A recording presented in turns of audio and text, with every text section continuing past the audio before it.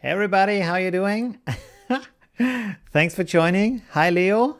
Hi Evie Tonic from Texas. Oh, Leo from Holland. Hi, how you doing?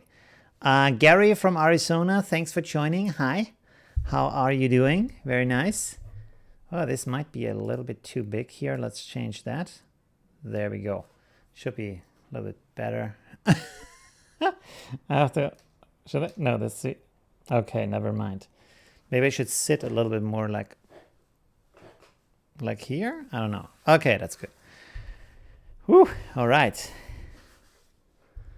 Okay, hi Tom from Iowa. Hi Agnes from the Netherlands. Hi Christian from Mexico.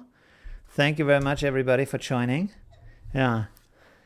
Okay, pretty nice. Oh, it's so hot here. I hope I'm not starting to shine. Reflect too much of the light. I try to improve my light situation, but I think I feel like the more I do, the worse it looks. So I really have to rebuild this and like really set this up in a nicer way. I don't know. Okay, how is your day? How are you doing?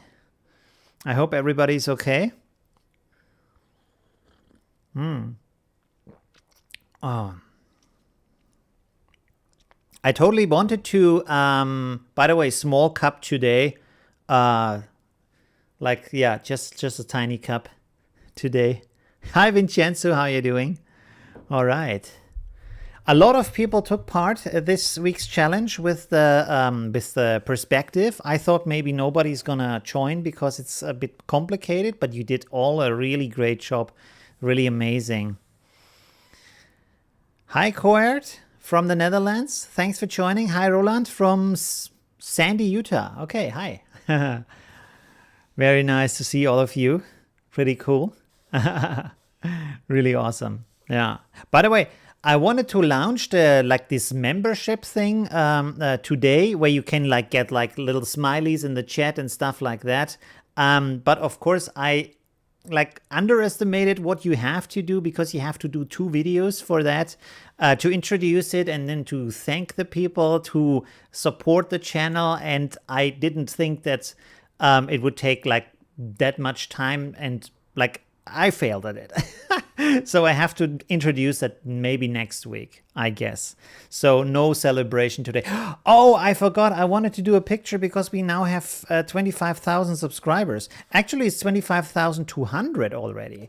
So even though it's summer, it's on YouTube, beneath YouTubers, no, between YouTubers. It's called the summer slump, when everybody's outside and nobody has time to watch YouTube and the numbers go down. But it's still okay. I'm really happy about the video yesterday. That got a lot of views, so that's pretty cool, with my new creative pack. So I hope you enjoy all of that that I created. It was a lot of work, and I was so, how can I say? I don't know, I'm missing the right word. I tested it on a lot of pictures, and I did a lot of different LUTs, and I deleted a lot of them because I didn't think they were good enough. So the ones I kept are the best of the ones I created, and I was always trying to be even better and try to see what other people do and how they work with the pictures, all this kind of stuff, and how you can combine them. And I was a little bit afraid that maybe it's too complicated to use them in the right way. So I also included this kind of photo course, which I hope is helpful. Let me know if you want to have more like that, because that was fun to create. The Corona slump also, yeah. Although I think there is a combination of, in Europe right now we have a little bit of a low, so there's a valley, and everybody is more outside than ever because they have been inside and now they want to enjoy the summertime when they can go outside, because the next lockdown is already in planning. And in the US it's kind of the different situation where, I don't know, there should be a lockdown, but there isn't a lockdown, so people are also outside. So, I don't know. It's a very strange moment at that time. So, yeah, it's kind of interesting how, as a YouTuber, internationally, international activities, how could you say, situations, that's the right word, influence, or you can see them in your statistics also. It's really interesting that stuff like that goes on. Hi, Timothy from Texas. Thanks for joining. Yeah, so that's really interesting to have that. What was I saying before? Oh yeah, about the photo course. Like I talked a little about different things you can take into consideration, like easy basic rules that you can like use to plan and get better photos. And there is like the classic thing that most people like either do wrong because they don't know about these things, or they are forced into doing the wrong thing because you only have like a certain moment at that time when you can take the picture. You can't be there at the ideal time. So of course then you like, it's even harder to work in the right way. Okay, I've never seen you in my chat, I think. Hi, thanks. Hello from Germany. A new viewer, I think. That's pretty nice. All right. Yeah, so I hope that was helpful, and I would like to do maybe more of that. Oh, by the way, I have another thing that I will put in my... by the way, I also renamed my vlog channel. Where is the thing I want to show you? I can show you the package. Probably the light is going crazy, but let's see. Ta-da! I now have an Insta360 1R in the twin edition, which means you have this lens that goes one side, and then you have this lens which goes both sides. So you can film in all directions at the same time. And that means you can do really, really crazy things with that, especially pointing your camera after you have filmed something. So you just held up the camera, and then you can point it at you when you talk, and then you can point it at something else that you want to show. And you don't have to move the camera at all. You just carry the camera around. It's really crazy what you can do with that. Most dope Benny. Okay, that's a fun username. Okay. Hi from Montana. RMK from France. Hi, thanks for joining. Court. Oops, sorry. Thanks for joining too. With the magic stick. No, not with the magic stick, because it's kind of sold out everywhere. But I have this, which is an old dinky metal one-leg tripod, which I have bought like, I don't know, let's say 15 years ago. And this thing is really old, I guess from the 70s or something. It looks really old. And it works. It works perfectly. No problem at all. The only thing I have to look for is that the camera is sticking out straight at the top, because if you see a little bit of this, then the stitching of the two sides goes a little bit crazy. So you have to really make sure that the invisible stick actually stays invisible. And if you want to get really, really cheap, you see these little, like this, it's not a screw. What is this? Like where you put the screw on. You can buy these in the home builders market. What is that called? Where you buy like nails and stuff, you know? That shop. You can get this kind of thing here, but like 1 meter long or 2 meters long, or as long as you want. So you can buy this like for €1 or something, and then you just screw on your camera, and you have the stick. Of course, you should have a handle, because it's not very nice to hold. But if you have to go really cheap, or you want to build a really crazy project, you can use that. It's really affordable. So that's very nice. Hey, David from the UK. How are you doing? Trevor from Fareham, UK. Also UK. Hi. Timothy says, I'm hoping to purchase the Insta360 1R before moving to the Philippines next year.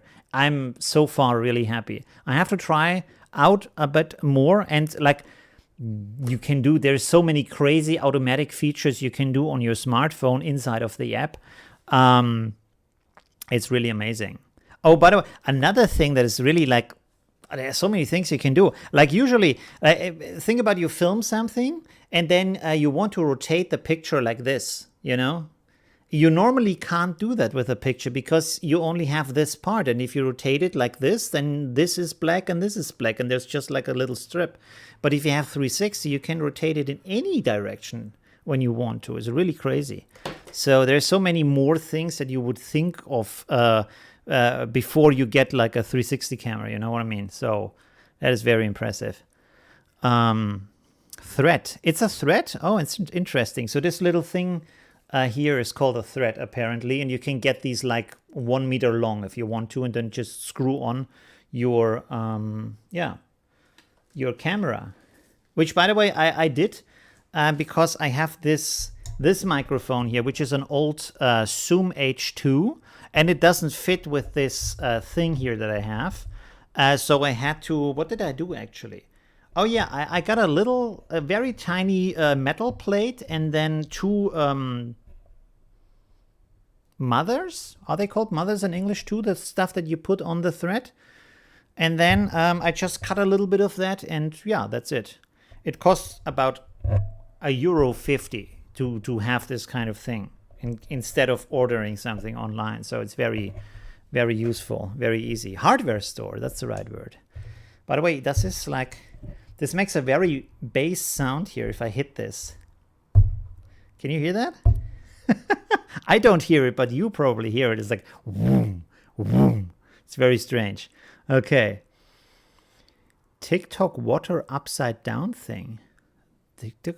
Ah, yeah, you can do that too. Like if you mirror it. You mean that? If you mirror the picture and it looks like it's a reflection on the ground? That's also very nice. Yeah. Oh, I have to show you something. You remind me of something. What is it called? Gate to Heaven. Gate to Heaven. Let me look that up. No, that's not. Yeah, that's it. So this is a very famous photo. Let me switch the camera real quick. This one here. This one on the right side. That's a very famous photo. Let's make this a bit bigger. Boom, there we go. And this looks nothing like that. So a lot of tourists travel there to see that, and just this, not the temple behind it. Nobody cares about the temple behind that. They only want to see that gate. But first of all, the gate is not that high because these pictures are stretched from the upper part. And then there is no water in front. This is just like a little glass shard that they hold in front of the camera. So the Instagram world sometimes is really, really fake. And everybody does this shot here because there is a guy there and you pay him so he can use his kind of mirror on the ground. If you look close, you can actually see that's a mirror. You know, like here on the edge, for example, it doesn't look like water, like more in the distance where their feet are. Yeah, but it's really interesting. So that's not real. Okay, let's switch again back. Boom, there we go. Yeah, so there's a lot of strange stuff happening. Okay, where's my chat? There we go. Okay. Okay, yeah, so that's a free chat. Hi, Christian from Frankfurt. Thanks for joining. How are you doing? Okay. In Germany also it's rising right now, right? How many cases did they have yesterday? Not like a lot, right? In Austria also it's like the second wave is starting. I think we have 150 a day or something. In Germany, I think it's like 600 or something. Is it 600? Maybe not. I'm not sure. Yeah, so it's a bit crazy. All right. Should we start with the review of the pictures, right? I didn't know. Yeah, I don't know either. But it's like, it's like the hill is going up again. Oh, by the way, there's the link to the LUT pack. I didn't put it in the video this time. It's just like this cover picture. No, wait, up here. And then you can click on the link that was just posted in the stream by the chatbot. Second one. You see it anyways. Okay, cool. So let's go to the Facebook group this week. Let me switch over to, first of all, I have to position the chat where I can see it over here. That's good. And then work view, there we go. Okay. Is that actually like, yeah, it's okay. I look a little bit small there. Should I go a little bit bigger? Whoa, that's the wrong one. This one. Whoop. There we go. That's a bit nicer. Okay, good. Yeah, let's have a look at the pictures, right? The chat, we have to put the chat up here. Okay. Okay. So people have been very busy. We have a lot of entries. Not as much as last time, because last time was a lot easier, of course, to do that. But we have some entries, and people did a really great job at those. And it's a good exercise. Like I posted this video. If you haven't seen, like I have this Facebook group that you can join. The chatbot should also post a Facebook group at some point. Hi Elmar from Dortmund. Thank you for joining. I will send you I will send you the link real quick. By the way, let's hide the bookmarks. Boom. Okay. So you have a bit more space on the screen. So this is the Facebook group. If you want to join, I do like these challenges every week. Yeah. And there was this video here where I explain a little bit on how to adjust, like if you have a car, how to get that, wait a second, how to get that into perspective. And you can see here, like this is in perspective, this is not in perspective. And of course our eyes, because they see perspective all the time, they are rather good at like checking out what is in perspective, what is not in perspective. And in this video I show how to get an idea on where you should point an object. You see, like with these lines and the horizon and stuff like that. So yeah. Okay, so you can watch that video. Maybe I should share that also. That's 4 downwards. That's interesting. Okay, never mind. There we go. Boom, that's the video. Should I have written something? Perspective video. Okay, so that shows a simple way to put objects in perspective in a photo. And you did a really great job doing that. Why is here the dashboard? Isn't that dashboard over here too? Channel. Ah, that's the channel dashboard. Okay, let's close that and let's close this. All right, so let's get started. Good. Okay, so first one is Will, who posted this. And by the way, the challenge wasn't to edit them so they look nice with the colors, you know. So most people just put it in perspective, but didn't like put the ambient light right, and didn't look at the light situation. Although this has the light coming from the right direction, so that's pretty okay. It doesn't have the ambient light on it, but never mind about that. The shadow looks pretty cool, so that's very nice. I would think that the shadow should be a bit shorter. It looks to me like the shadow, let me see. Sorry, not the shadow, the reflection. No, it's actually a bit shorter. But it should be maybe even more shorter. Like it's 1 head shorter when I like measure it with my hand. So it's not the same size, but it looks a little, yeah, it's not too bad. It's okay, pretty cool. And here you have the before and after pictures, which is very nice that people thought about it. Oh, so you took like a little bit of guidance from that sculpture in the water, and then that is very tricky to do that. Not tricky in the sense of hard, but tricky in the sense of smart. Do you say something else if you would say, how would you say that? Do you say, because tricky is, it's hard, right? But if you say you have done it in a smart way, you use a smart trick to do that, how would you phrase that? Yeah. Okay, interesting. Which also here is nice because you see you have these perspective lines here that help you to figure out the ground. And then you have some perspective lines in here they can use to also do that. Also here, like it's good with water, of course, it's always flat. So you can use this as to see where exactly the ground is. So that's very nice. Yeah. By the way, it's like, that's water is a very smart way to measure height in a like in the old days. Maybe not in the old days. I'm not sure about that, but it's one technique where you just like you take this garden hose and you fill it with water up to a certain point, and then you go to another point in the garden and fill it like, how can I say? You just fill it up with water, and the water will always be at the same height, no matter how low or high you are, you know? So if you want to have like the exact, you are on an angle with the ground, but you want to have the ground flat, you just go with the garden hose down, and then you fill it up with water until it has the same height on one side where the ground is and on the other side where it hangs in the air, and then you can just make a line in between them and you have a flat ground. So that's like an old school way to figure that out without lasers and all the stuff we use today, you know. So that's very interesting. Sorry, I'm getting sidetracked. He did change the shadow. He did change the shadow? On what? Or do you mean the the reflection.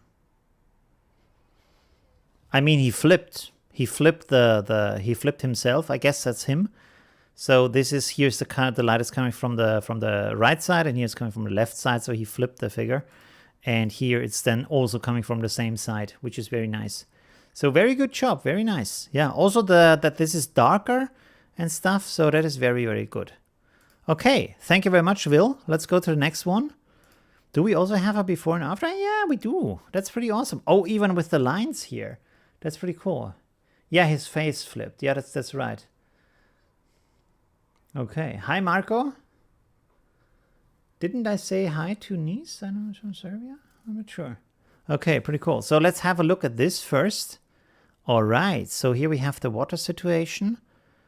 And, interesting. Oh, okay. Let's see if the picture lines up.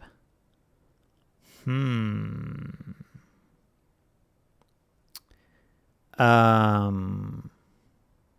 kind of does. But the interesting thing is, like, if you look at the perspective lines, you took the perspective from the reflection, not from the ground. You see, like, the ground is going this way, but you took the reflection that's going this way. You see, so it's actually like, this is actually the ground, and you took this, which is a much harsher angle. As you can see, it's a different angle than this. So if you take this line, and then you take this line, you of course have then taken line from two different things, because here you take the line of the, okay, I'm missing words again, sorry. Of the riverside, the bank, the shore. Okay. Yeah. So that's interesting. So probably I don't know. I guess the horizon should be down there where the water is hitting the horizon. It's very high, because this would mean that the water would fly up here in the sky at some point, but you can see that it doesn't do that. So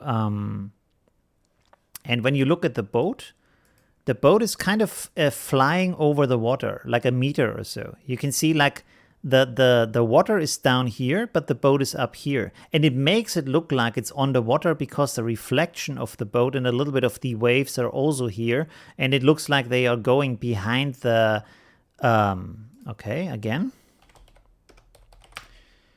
The reed.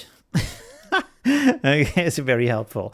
The reed, they look like they go behind the reed, but actually this is floating a little bit. So the ship should be a meter lower.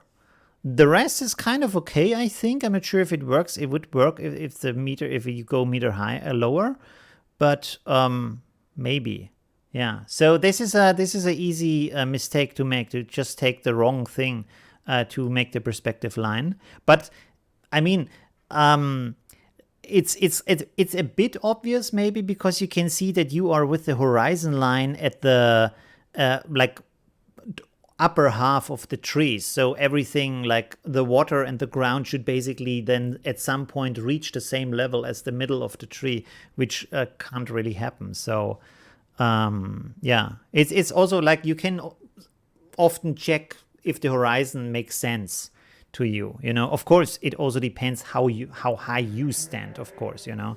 So the horizon isn't always in the same place, if that's yeah, if that makes sense. Yeah, it looks like it's a bit floating in the air. Yeah. I use blur for shadows too. What? Who used blur for shadows?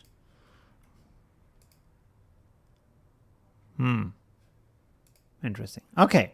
Anyways, good. Let's go on to the next one. From Niels, we don't have a before and after here. Lumina 4 replace the sky. I'm a huge fan of that too. That feature from Luminar. Yeah, I have to really say, like, I found myself using Luminar a lot. Oh, by the way, before I forget that, I didn't put that in my timer thing here, but wait a second. Let me write that in the get. Wait a second. I have to write that here. Luminar 4 for, I think, $10 it is. $10 off. with Sari as discount code. There we go. Okay. So it's a bit embarrassing they used my name. I have to write them as a second email or something because I asked them, hey, could you do something for my community? And they sent me the discount code, so you can use that. But my name is maybe not the right way to go. Maybe do something else or something. I don't know. It's a bit strange. All right. So let's go back to the burger. Sorry. Why did I say burger? To the it looks like a burger joint, and I'm a bit hungry. The picture. That's it. That's what I want to say. Okay. So that perspective is kind of right, but perspectively it's right, but I feel like these two dancers are like 5 meters high, so they seem to be very large. Although, like, if they would be as large perspectively, it would look like this. But if you want to have normal sized people, then probably it doesn't fit that well. But that's kind of a, I mean, it's a bit difficult here with the picture because although you have some lines here, so that's kind of an indicator. You can figure it out with that. But I mean, you can see here that she's like really tall. The camera is really low, but I don't think it would look that extreme. It's not that kind of a photo where you look like a giant in the picture, you know? And they don't seem very far from the house. So it looks a bit off. Like, not from the perspective, just from the size of the people. And you can use perspective to make people really big. I could do that at some point as a tutorial if that's interesting. Like, there is other tutorials you can find for Photoshop where they put people into a city photo and then they look like giants, say as big as skyscrapers. But yeah. So yeah. But I feel like the perspective is really good in that picture. Just the characters are a little bit too high. Too large. They look too tall in the picture, so that could be a problem.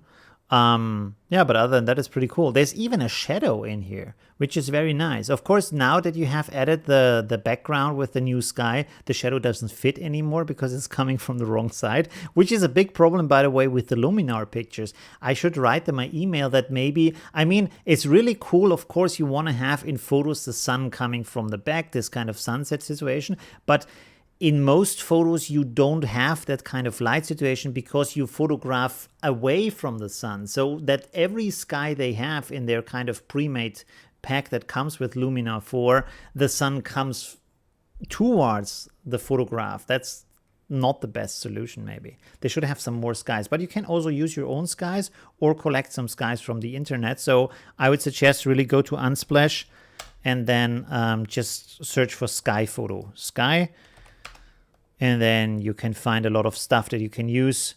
The problem here, by the way, on Unsplash is that everybody like edits their photo with colors and wants to look fancy and stuff. So most of the time, like this one where you have this cyan background, teal background, you can't really use it. Or you have to adjust the colors afterwards.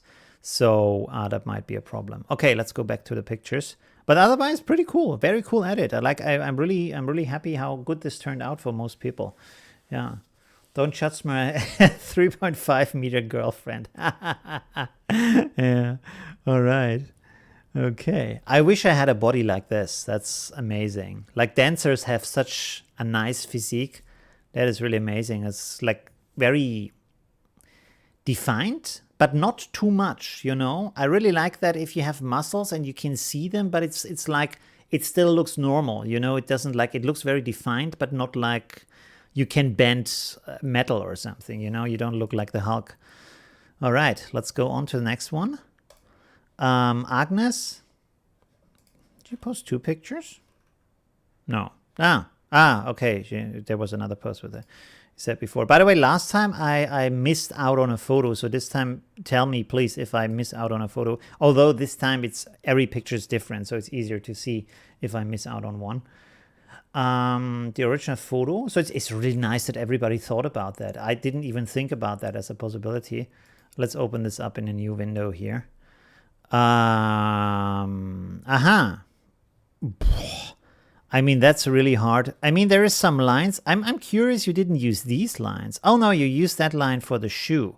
And then of course, this is the horizon. Why? What else could it be? So that makes a lot of sense. So in this picture, you don't even have to find the horizon. It's just there. Yeah, and then, I mean, it's just a shoe, but I think it works pretty well. The interesting thing is if you combine, if like compare these two pictures here, the ground looks different, you know, like here it goes, it looks like here it goes upwards, it goes flat into the picture, but here it doesn't go as, it goes like different, I feel. But in the picture it looks okay, I would say. Yeah, of course it looks kind of out of place because it doesn't apply the ambient light and no shadow and stuff like that. So that always makes the character look a little bit like he's floating through time, through space. But it looks pretty okay. It's also a bit like off, how can I say, not off, but a bit strange that he walks like the angle of the path is different than he's walking. Like he's walking this way and the path is going this way. Of course, you can walk this way in real life too, so that shouldn't be a problem. It looks pretty okay. Do you think it's like spot on? I think I'm a bit irritated by just the light situation, that he has a different light on him than the ground, but I think it actually fits very well. There is, like, on this picture is not much to go on to see if that's okay or not.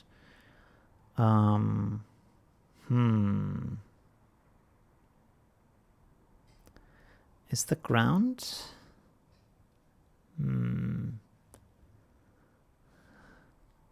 Let's have a look at this again.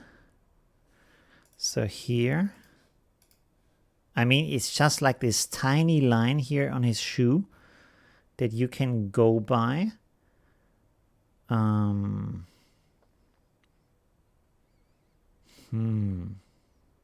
of course the shoe is round on the front, so I'm not sure.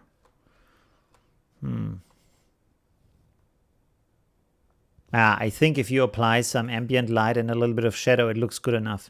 And it's maybe a little bit off. Yeah, I know that the dog has shadow, the person not. But it wasn't really like the task to also apply the shadows and the light. It was just like to get it into the right perspective. Yeah. I think it's good enough. I feel like it's a little bit off. Something is a bit strange. The ground feels like it should be a bit into another direction, like in the other picture. But if you apply some more effects, it should look fine. Yeah. He's too small? You think so? Oh. I mean, he's further away from the camera, but maybe in like relation to the dog, he should be a bit bigger. Yeah. By the way, I have to figure out on in Facebook if in the comments you can also post files. Like if you could post the Affinity Photo file, that would be nice, so I can move the figure around and resize it and stuff like that to have like a better idea of if it's actually like if you put it somewhere else or make it a little bit bigger, it would look better or not. Yeah. Okay, but it's pretty okay. Sabine says, the line of the men. Okay, and he says.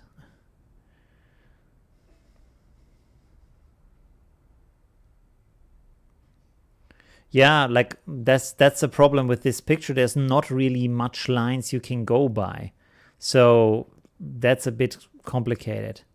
Yeah. So in this situation, you often like have to kind of eyeball it if it fits or not, because there's just like, you only have the shoe to tell you what the ground is here, nothing else. Like with the car, you have some more stuff, for example, that you can line up. Okay, let's go to the next one, Linda. Shadowing to match. Yeah, but it's like I said, it's not about the shadow. It's just about the perspective with this, with the task. Duplicate the person and make a selection. Yeah, so it's easy to make a shadow. Okay, there we have the next one.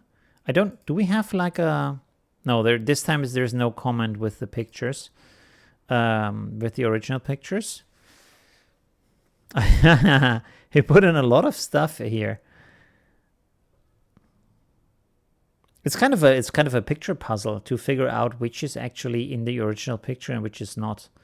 Because I thought the guys here in the boat are like what he added, but they have all these kind of reflections in the water, so...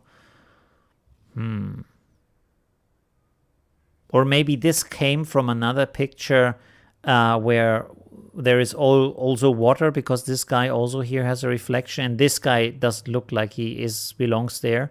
Especially because this green stuff suddenly is ending where his shadow is starting. Oh, here we have a bigger version. So this, there's someone up here.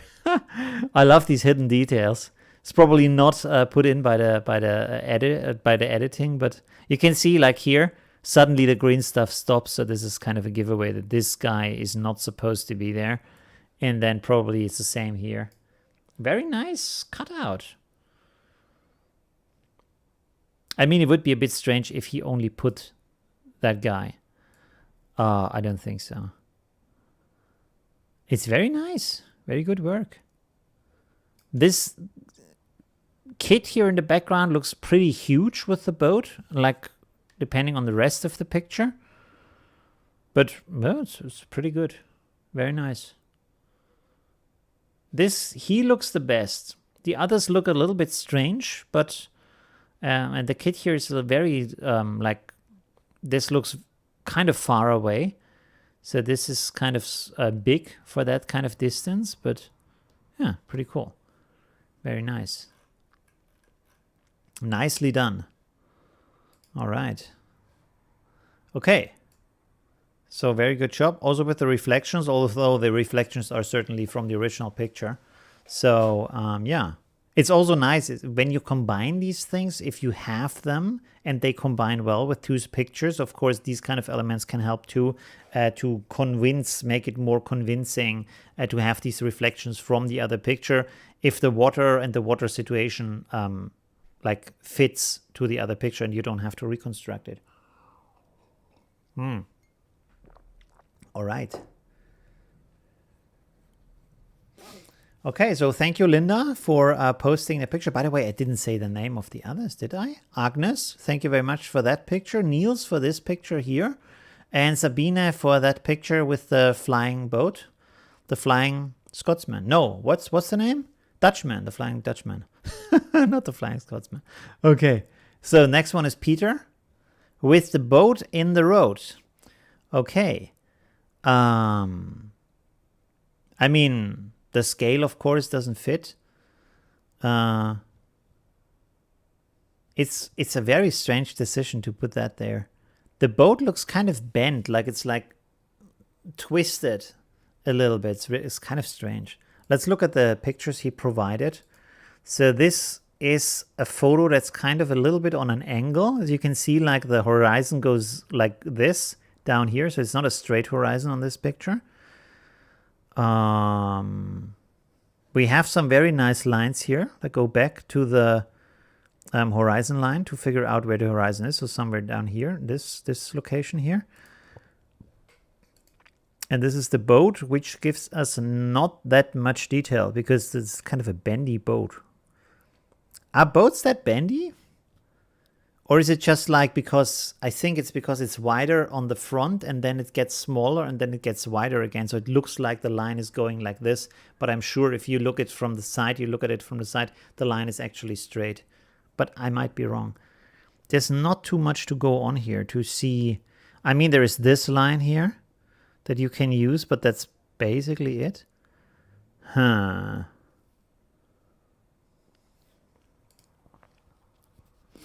So that's very strange.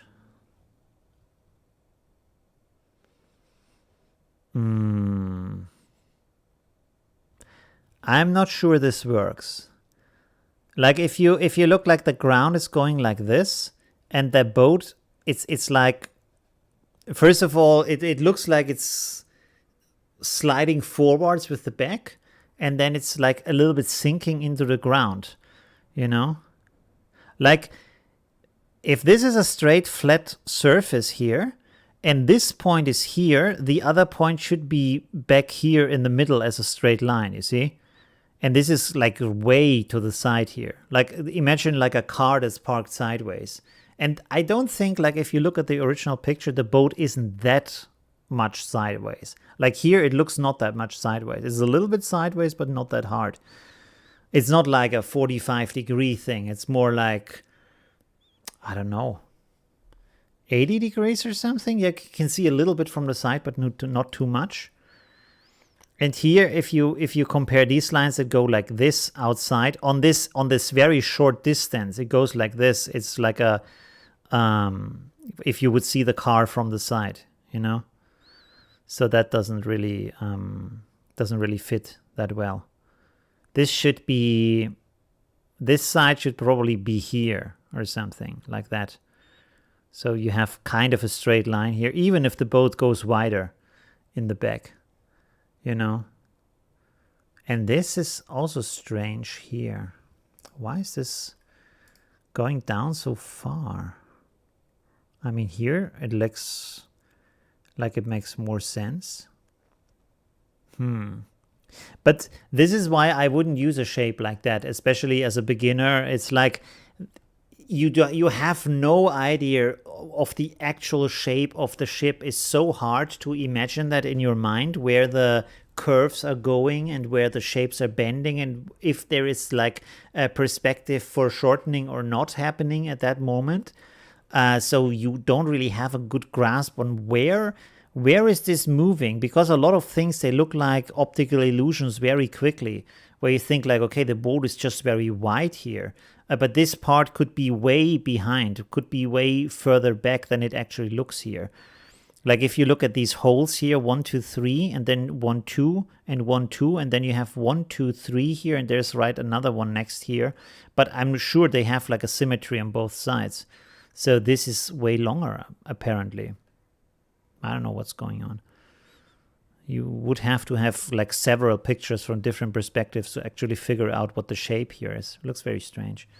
Okay. The length of 3 cars? You mean on the original picture? Yeah, but here, I mean, it's like, of course, the picture is much smaller than it is in real life. You can see how small the people are. They're like tiny Smurfs up there. Like if you put one down here, they are the half size of the wheel. It's a very small model ship. Okay. So I'm not sure that works, but it's a very complex picture. I wouldn't use that to start with. I would rather put a car or something that's way easier to get as a starting point. You can see on a car, there's a lot of lines. You can combine these lines here, and there is a line down here, and here you have here lines. And there's a lot of lines. Of course, not all of the lines are straight on a car. You have to be a bit careful about that, but you will find enough straight lines to actually get a good idea of what the position is. And also, cars are kind of square. They are not round like a ship. Okay, so here's the next one by Oliver with pictures. This is a 1-point perspective. As you can see, when we look at this picture, you can see the difference. Let's open this up. Gulliver's Travels, yeah. Yeah, okay. So this is why it's called 1-point perspective, because all the lines in the original picture are floating or like lining up to one point. And then you also have 2-point perspective where you have like a cube or something that is seen from the side. So it goes into 2 lines. And then you have 3-point perspective if you look at it from the object is not right in front of you, it's below you or it's above you, because then you also have this point, because it's like the perspective. If you look at the skyscraper up, it's going like this. The building looks like a pyramid. Yeah. Which, by the way, if you have these, what are they called? God rays? God rays. This is amazing because if you look at this, of course, this looks like a pyramid, but the sun is so far away that the light is coming to us in parallel rays, because we are like a tiny, tiny speck compared to all the surrounding of the sun on this radius that we go around, you know? So everything, all the light is coming is completely parallel, not completely, but very, very, very parallel. So this, what it looks like a pyramid, is actually all parallel lines. It's not going like this, it's going like this. Like if you have lines on a paper, they are all parallel to each other and we just see it because it's so high.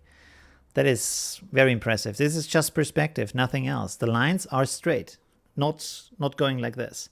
That is very impressive.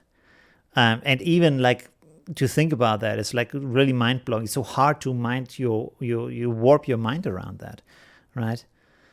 Also here, which is even like a better example. Of course, the lines are not going willy-nilly in all kinds of directions.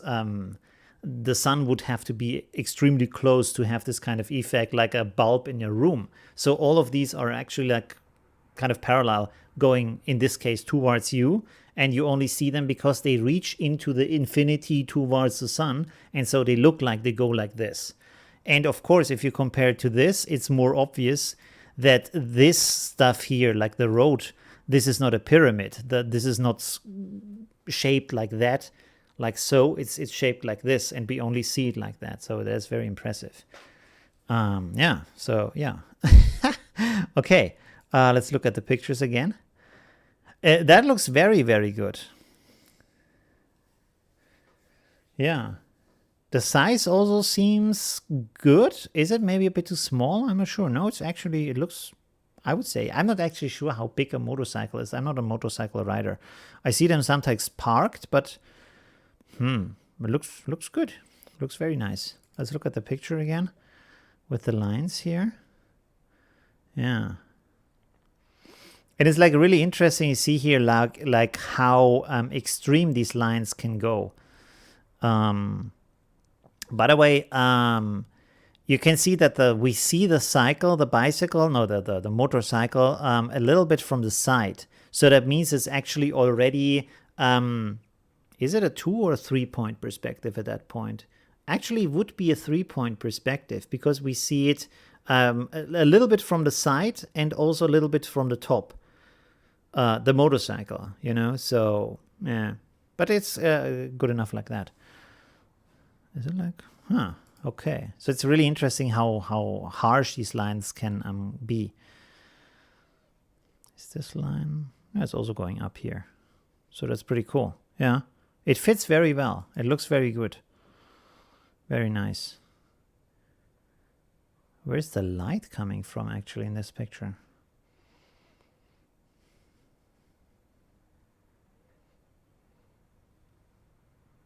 The original picture is a very strange light situation. I could not tell you where the light is coming from.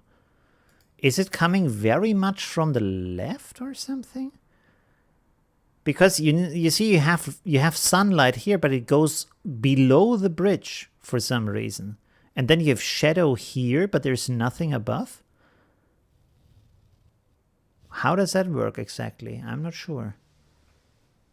Where does... Oh, maybe there's a building. There's a building next to it, and this is not the shadow of the bridge. It's the shadow of the building. And this, you can see, here's a shadow line. It's very long. It could come from either side.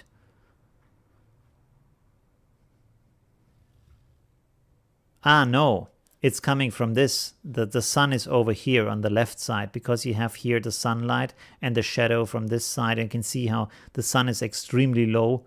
in this position. All of this is shadows, and there's probably a building on the left side here that makes these long shadows here, 2 buildings maybe.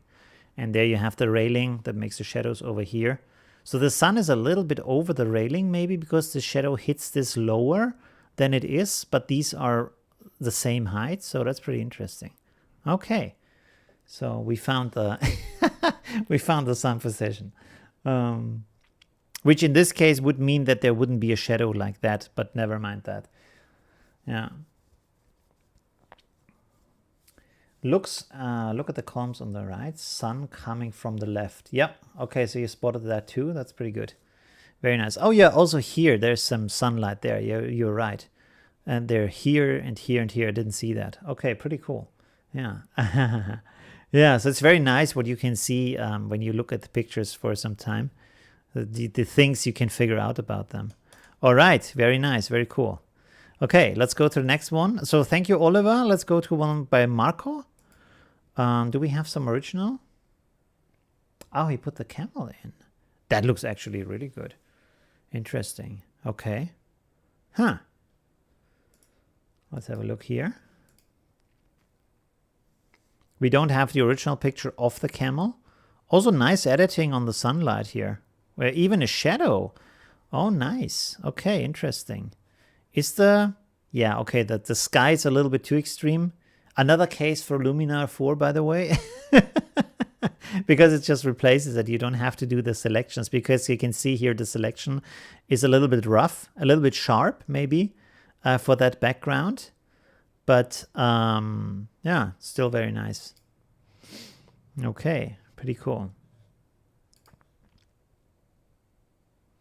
It's really nice that you put in the shadow here. Like you can see here on the camel, there is a shadow on his back, on his body, and then also down here on the ground. Although, little shadow problem here. Like the shadow is starting here, so the back doesn't really cast shadow in that moment. But yeah, never mind about that. You can correct that later, but. Yeah, so there is no shadow here from the last leg going up here. But this one is pretty cool. Very nice. Pretty cool. Yeah. Couldn't find camel photo. What does it mean you couldn't find a camel photo? But there is a camel here. So that's pretty okay. Very nice. Good work. Yeah. By the way, I feel like from the way the camel is standing, and that's like nitpicking right now, but from the way the camel is standing, it looks more like it's standing on flat ground rather than it's standing on a hillside, because then the body would shift a little bit. You know, if you go uphill, your body is leaned a little bit forward, and the hip would probably be a little bit different to the front of the body, but it still looks pretty amazing. You know, so pretty cool. Very, very nice edit. Very extreme blue in the sky. Maybe reduce that a little bit, but the rest is pretty cool. And I'm really like impressed by how you turned this very overcast day into a very nice sunlight day. That is very impressive. Very nice sand color also, and like colors on the guy. Very cool. Yeah. The man shadow I created. Yeah. Oh, it's cut from the original photo, really? But then where's the shadow of the behind legs? Or was there like a sand in front of the shadow, so there wasn't a shadow to be seen in the other picture? Because there has to be like at least like a thin line from the behind legs going towards the front. Yeah. Okay, pretty cool. Okay, so thank you very much for that. Also, thank you for being in the screen in the stream. Yeah. Don't believe in angels. They just walk. I'm not sure what that means. What that is referring to. Okay, anyways. Let's go to the next one by Aline. I used the photo I took when I visited Koblenz. Okay. Very nice. Okay, you see, like it's a lot easier with a car. You have these kind of reference points, and then there's even... Did you also add the dog? Let's open this up in a new tab. because the dog looks like it doesn't belong there either. It doesn't have a shadow or anything, although it's overcast, but this has a shadow, so the dog should have at least a little bit shadow. Ah, that's nice. That's a nice little detail. Okay. Yeah. I feel like the perspective is a little bit off. Like if you look at these lines here, I feel like the line should be here, so the behind wheel is a little bit too low in that situation. You see what I mean? It's going a little bit too low in this kind of for this kind of perspective. So probably if you put it a bit higher and a bit further back, that should maybe work with this picture. So it's not 100% correct. Like if you can make a grid, which I would always suggest to just make a grid or download a grid. You can just go to Google and enter grid here, grid, and then you can download something like this or that or something like any of these pictures will do, and then you just stretch them in perspective so you get a grid here, and you can use the grid then I can show you 1 second. Let's go to Affinity Photo real quick. And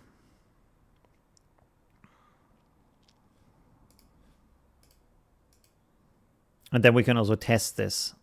So we can go here to grid. Let's take any of those. Maybe this one. Copy. Paste it in here.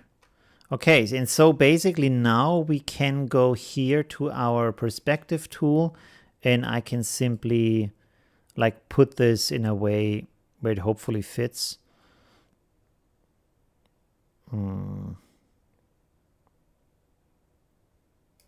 Let's see. Put this down here. I should probably have made it a little bit transparent. I'm not sure if this line is straight. That's the biggest problem right now. Let's eyeball it a little bit.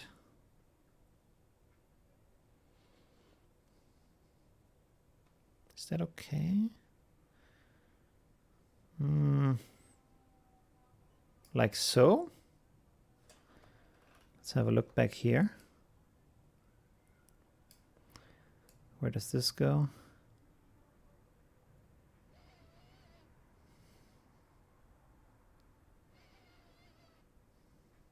Wait, we have a line here. I can use that line.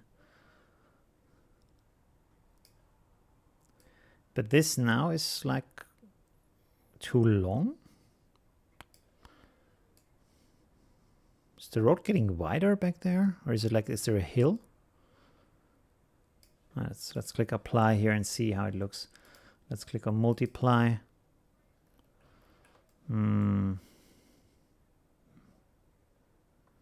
Yeah, it looks okay. So you can see like for the car, we have here a line, and this is sitting like it's a little bit, the line is a little bit higher than the ground by a millimeter or something. You can see here, like not in real world millimeter on the picture. And then you follow the line and it's here. So now this, what has been the ground, is now up 1/4 of the, or 1/5 of the wheel, you know? So the wheel is like lower than the ground, you see? So that's a bit of a problem here in that case. It looks pretty good, but I don't think it fits 100%. You see that the back wheel is like, yeah. But it's all, I like, it looks still good. It's not completely correct. Yeah.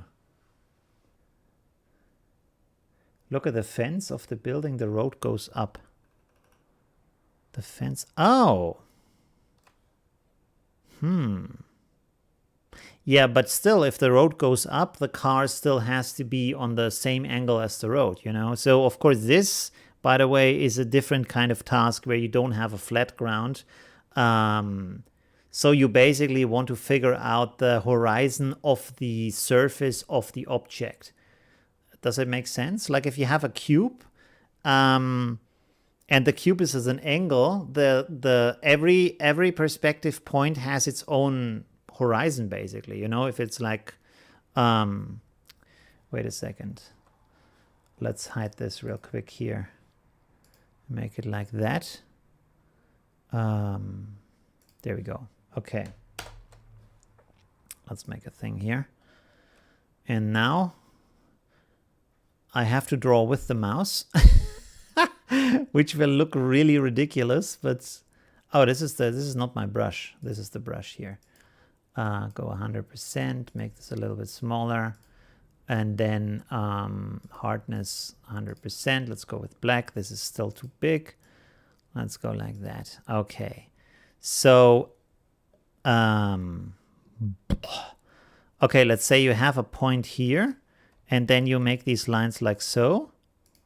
And then, of course, if you have a 1-point perspective, you would have like the cube, which this should be a straight line right now. Okay, that's gonna look really terrible.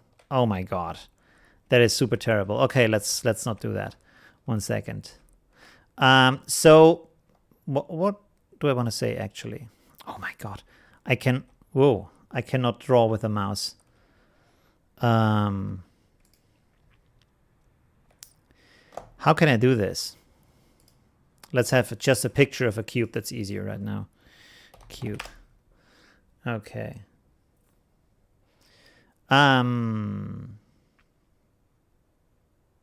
This is isometric, doesn't help us. This is like a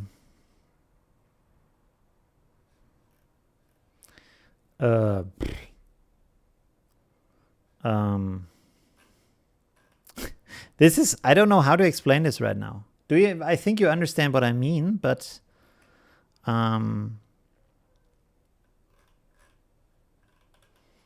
wait a second. We can go to Blender. Let's go like this, because there we have a cube. So this is our cube here. So if the cube is sitting flat on the ground, of course, all the lines are lining up with the horizon if it's flat, you know. But then, how do I haven't used it as in a while. Oh yeah. So if you rotate that like this, of course, you can see that the perspective line now is changing. It's not lining up with the horizon anymore. So you can see that these lines converge to something down here. And if I switch it the other way around or go like this, the horizon is somewhere up here in the sky. And this also up here in the sky. And this horizon line would be somewhere down here. So it depends on where the surface is at the same time. So if the surface isn't flat, the horizon isn't lining up with the actual horizon that you see with your eyes. It's somewhere else that fits with the surface of the object, you know, where these points converge. And if you now want to put something, the horizon line doesn't really help you because the horizon line is flat, but your surface is not flat. So you have to follow that kind of line. So, but that's more complicated. In my video, I don't actually explain that because it's just like a thought, like the concept for a very basic. How do you find the perspective on a flat surface? You know, do I actually have in the video? I think I wanted to also talk about when it is in an angle, but I think I didn't do that because it was too complex. Let me see if I have that at the end, because I wanted to give you kind of a visual puzzle on why. No, I cut that from the video. Okay, I had another picture that was really interesting. I was really puzzled by that. That I was looking at a series of cubes, and they changed in a different way perspectively. And I wanted to ask you why they changed in that kind of strange way. I don't remember anymore. Anyways. With a tablet. Yeah, I don't have my tablet connected. Otherwise, we could draw that. But that's a different kind of ordeal. But there's a lot of like perspective videos. If you look online, perspective drawing, like here, basics, stuff like that. They explain it very well. Yeah. Annoyingly, there's a lot of videos from like children or something. They just learned it like 5 minutes before in school, and now they explain it, and that's a bit annoying because they only have like a very fresh and rough understanding of that. So rather go like here, for example, at the time when Chazza still was like doing education. Now he's doing like goofy stuff, but back then he did some really good videos. And also you have this other guy. What's his name? Oh, I can't remember. He does really good videos and online courses and stuff like that.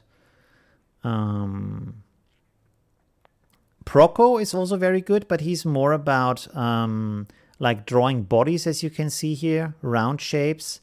So that might be a bit too complicated. I don't know. And if you're really, by the way, if you're really into learning how to, first of all, I would go with YouTube to learn that first, and also with Proco. He's really good. Where's his channel? I saw it like a second ago. If you're interested in it, because like this guy here, he's very dedicated to all his kind of drawing videos. He's really good at that. He explains it very well. So if you're interested in that, you can watch that. And also he has these kind of like drawing exercises and stuff. And if you want to go even further, like really top level, you could go to New Masters Academy, which is a paid service. I was a member there for like half a year or something, but yeah, I dropped it after that because, yeah, you have, I mean, if you want to draw like this, for example, it looks like a photo. I'm kind of personally don't get this, why people draw like a photo, because why not just take a picture? You know what I mean? Like if you draw what you see in your inner eye, not just what is there, you know. It's kind of a, but anyways, we're not talking about that right now. They have like really great classes here to learn all this kind of stuff, but it's paid, as I said. You can have like a free trial apparently. And they have everything, like drawing and painting and sculpting, and yeah, but you can get really overwhelmed. So this is also why I stopped this. And you have to do like very, very much exercise every day. You have to like train every day, actually. If you want to be good at drawing, you have to draw some hours every day. All right. I'm getting off the track again, sidetracked. Yeah, so this is a nice attempt, but it's not exactly working. So yeah, but also because, like I said, it's that the road is apparently a little bit on an angle, so that makes it more complex. And this car is not on angle. This is probably the problem that we are having here, that the car is on a straight road and the road is on a hill.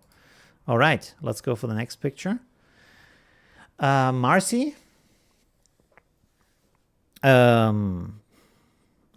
This looks like an old video game. From the lighting and stuff. It's like an old PlayStation game. Again, very kind of hard to judge. It's very blurry also. I'm not sure this lines up from the perspective. It looks great. It looks correct. But if you see like how flat the ground is, let's switch over so we don't have this kind of Facebook overlay here. You see how flat the ground is, and it's not like perspectively skewed in any significant way. And then the car is super skewed. You see, I think it looks like the car was photographed with either a pretty wide angle or even a fisheye lens. And this is why it's bending, and you have these kind of round bands in here. You see, like this is round and this is round. It's not straight lines. So this doesn't really line up with the picture that you see in the background. So if this would be there, like in that, like the ground it kind of fits, but if it would be there in real life like that, the car would be like a modern sculpture, like really skewed in space and stuff, like really bent out of shape. And from this perspective, it looks kind of nice. But then if you go to the side, it's really long and strange, like what you have with these kind of street paintings, you know. These kind of perspective street paintings, they look very different from one side and then right from another angle. You know, so yeah. Am I talking too much off track or stuff like that? Please let me know if I'm going too wild with all my side tracks here. So although it looks like this is touching the ground and this is touching the ground, the camera lenses are so different that it doesn't, after all, in the end, doesn't really fit together with these two pictures. They look like they do, but they don't. Yeah. Okay. Good. So thank you very much, Marcy. And this is like also kind of a thing to think about, to have like photos that have been photographed with similar devices so you can actually line them up together. Yeah, you always talk. Yes, absolutely. Yeah, but I get so sidetracked. There's always some other stuff I also want to fit in, or like I find interesting, I find connected.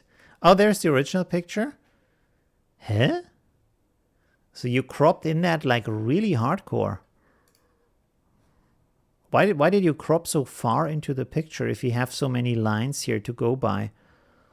And then you just took like the really end here where there's not much to see anymore on this picture. Oh, and there we have the original picture. This doesn't look as bendy.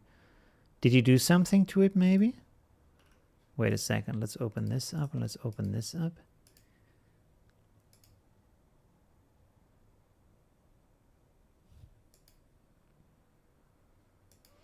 Did you like use the warp tool on this? Because the car looks very different. It looks like it's round down here, and this looks kind of straight. I feel like you used the warp tool. Maybe also because for some reason the wheel is so blurred. Why is this picture so sharp and here it's super blurred? That's very strange. 1 second. I really want to find out now if that's the same or not. Let's go clipboard here, then go back here, copy this over, bloop, and then go here, reduce the opacity. We want to flip that. I have to select it first. There we go.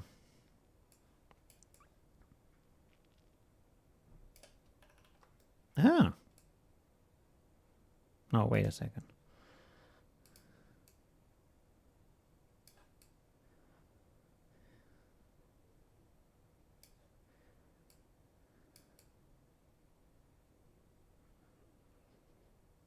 Huh. It was actually the same car. It's not bent at all. That's very interesting. Or is it? Mine is still a little bit bigger.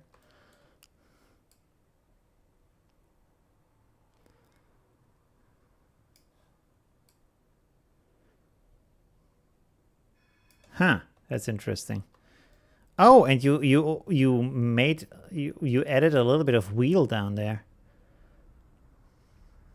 But this is the same. It's really strange that in one it looks like it has like a fisheye effect, and the other one not so much. Huh, interesting. Yeah. Why? I still don't understand why this is so blurry. Wouldn't it be better like this?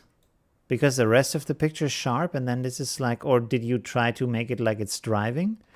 Or something like that? I'm not sure. I feel like this would make more sense than this.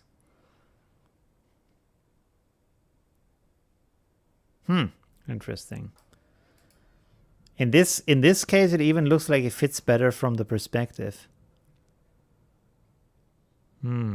Interesting. Okay. Nice. So some interesting editing choices there. Let's have a look at the original picture again.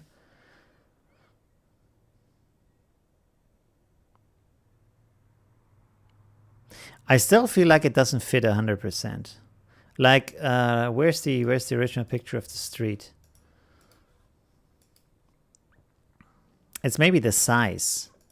You see, if you look at the car here, and then at the streets back there. Let's zoom in here a little bit. Whoops. No, like this. Like this is pretty much very in the distance. You see how small this is here? And here it gets really big. So the car is like, I mean, it's cropped in so far that it makes sense to make the car that big and not smaller. But I feel like if you look here, the car should be smaller in that area, you know, from the tire tracks and stuff like that.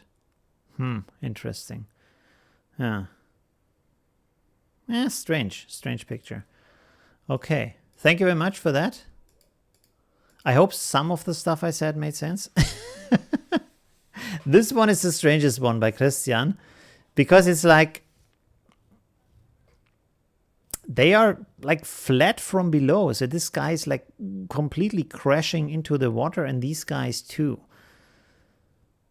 And there is like this kind of sea monster, but that is so squishy, you could probably put it in any kind of rotation and it would look kind of interesting. Because like these ominous shapes is really hard to judge if they are okay or not, you know? Which is also like why it's easier to have these kind of shapes like that, because you can't really judge if anything is wrong with that or not. And if you have straight lines, of course, our eyes are much smarter about that. I guess you also put this guy because the light doesn't fit with the background, or like the contrast doesn't fit with the background. Yeah, I don't know. I think this guy is probably the most believable from the picture, but this guy is like in a how do you call these kamikaze, in a kamikaze flight? And not, by the way, not hitting this guy here. So he's not like attacking this, because this you can see that he, I mean, either he's gigantic, but then I feel like the wing should either be already in the water or like really close to touching it. So you should see a reflection of that. Or he's not that big, but then he's pretty close to us. So he would probably hit the water somewhere over here. And this guy is way more in the back, you know? I feel like if I look at the picture. So, yeah. It's like, and it's really hard to judge anything is lining up. First of all, also this guy is flying. So how would you know, what would you compare it to know if the perspective is correct or not? Because this guy can fly at any angle and can be at any size and any distance. There's not really a reference point that you can like compare this to. You don't have a kind of an idea. Because if it's like a bicycle, for example, you know how big a bicycle is and you know how it looks in space from a different angle, you know. But here it's like you can't really say anything about that. This could be gigantic or not that small, just really close to the camera. Not that big. Yeah, so I mean, it's nice you have this repetition here. That's kind of an old trick of drawing things, to have the same thing repeat in the background in a smaller way to give you kind of a idea of the size. But still, I mean, they look like they are really far away, but still very big. So this guy should be really big in comparison. Yeah, interesting. Okay, so perspective-wise, there's not really anything you could actually say about that, other than this guy's flying kamikaze. Okay. All right. Let's go with the next one from Ron. I think Ron posted it either. No, wait, these are different cars. I thought these are the same car. Okay. So this is by Ron. And he put this car onto a snowy road. It looks nice, but I think the perspective is off, because you can see like it looks like this part of the car in front is like tipping into the ground a little bit, you know, and also a little bit like more on an angle than the background is. Like if you look at the bisons in the background, they seem to stand on a flat ground, so it's not that kind of sporty angle that you have with the car.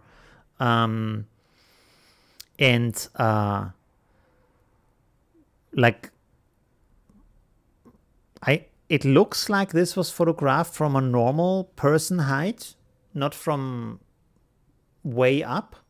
I'm not sure how big bisons are. If you like stand on a normal, are they like the back of them is the same as your eye level? I guess like cows. Are they the same height of cows?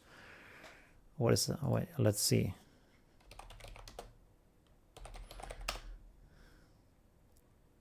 $2.5 meters? What? They're that big? Really? Oh. Okay, with the shower, with the hub on the back here. But this guy isn't 2.5 meters, so that's like the maximum size, the super bison. So those are like actually on the same size as your like eye level. So that's okay. Yeah.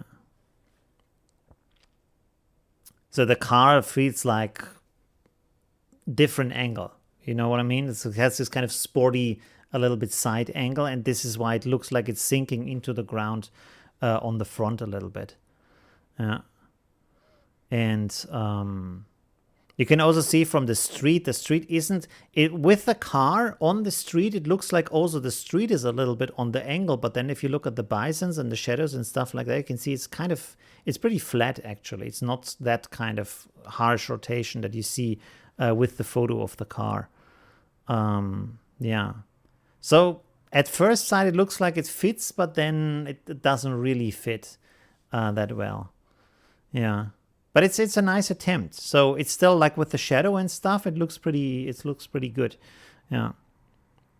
Of course, if you get nitpicky, the shadow should sink here into these holes. It wouldn't be that flat because it's like on tarmac, it's like a flat surface, and this is not a flat surface, but never mind about that at that moment. Okay, thank you very much, Ron. Let's go with the next one. Vincenzo. There we go. You put the car on the tracks. Okay, that's pretty nice. And also a nice idea because you have like a line that you can follow and you can just put the wheels on there. And yeah, it's kind of following the perspective line. So that's pretty nice. Yeah. I feel like this part of the car is like stretching out a bit too much for the perspective, but I'm not sure. I feel like this should be a little bit shorter. Like this has this kind of stretching again from a lens or something. Let's copy this over real quick. Oh, there's my...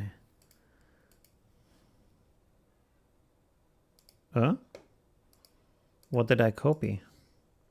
Ah, there we go.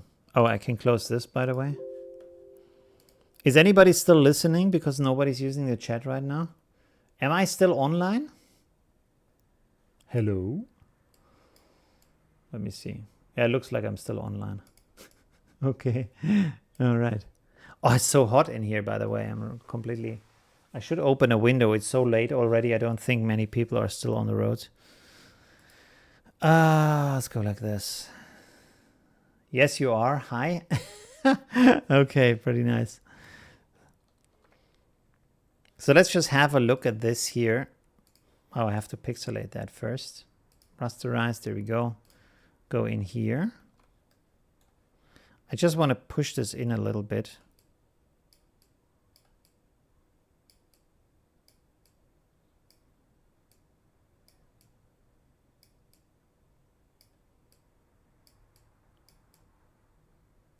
I feel like it's like this. It would look a little bit more normal to that perspective, you see, without that, like this is bending out very much.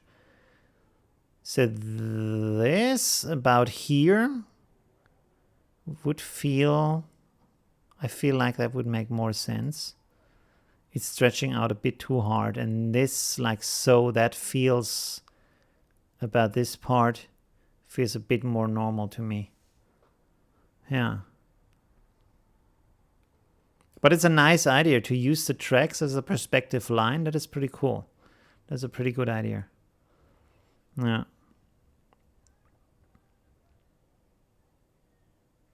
Yeah, like so. Okay, very nice. Did you also use Luminar, or is this like the original background here, the original sky. Yeah. I uploaded a car as a comment. Oh, let's have a look at that. No, there is no comments here. Did you comment it somewhere else? Oh, there we go. Someone wants to join. 1 second. There we go. Okay. Let's go back. Ooh. Ah, there we go. But is this the same or is this different? Did you bend it a little bit? Let's click cancel here.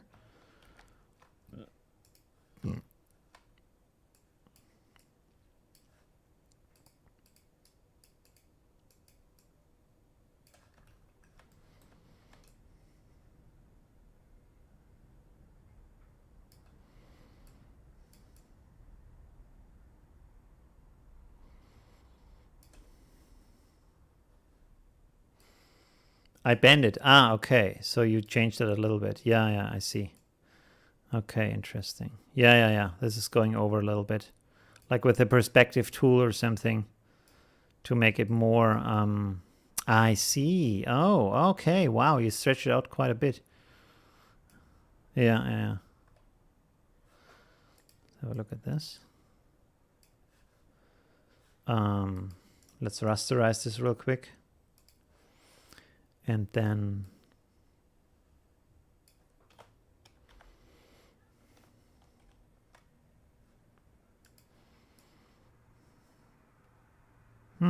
okay, interesting.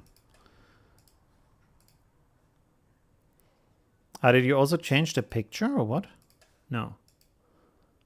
1 second. There we go.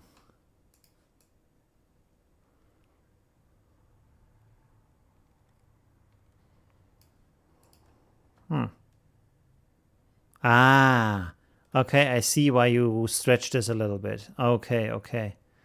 Interesting. Let's put this back a little bit here.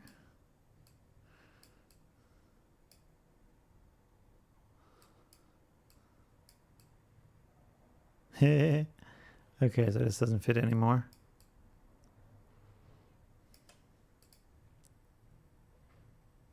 It looks like this would fit better if it sits back here. Not completely.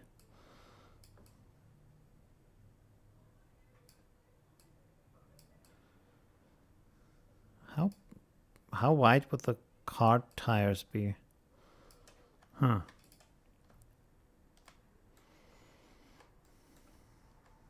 Interesting. Okay. Yeah, but it's a very nice idea to use the tracks as a guideline to put that in here. Interesting. I feel like that kind of fits better with how the front goes. I didn't really check it with the perspective, but just from eyeballing it. And of course, I cut the roof off. This is the part here is missing. I didn't do a good selection on that.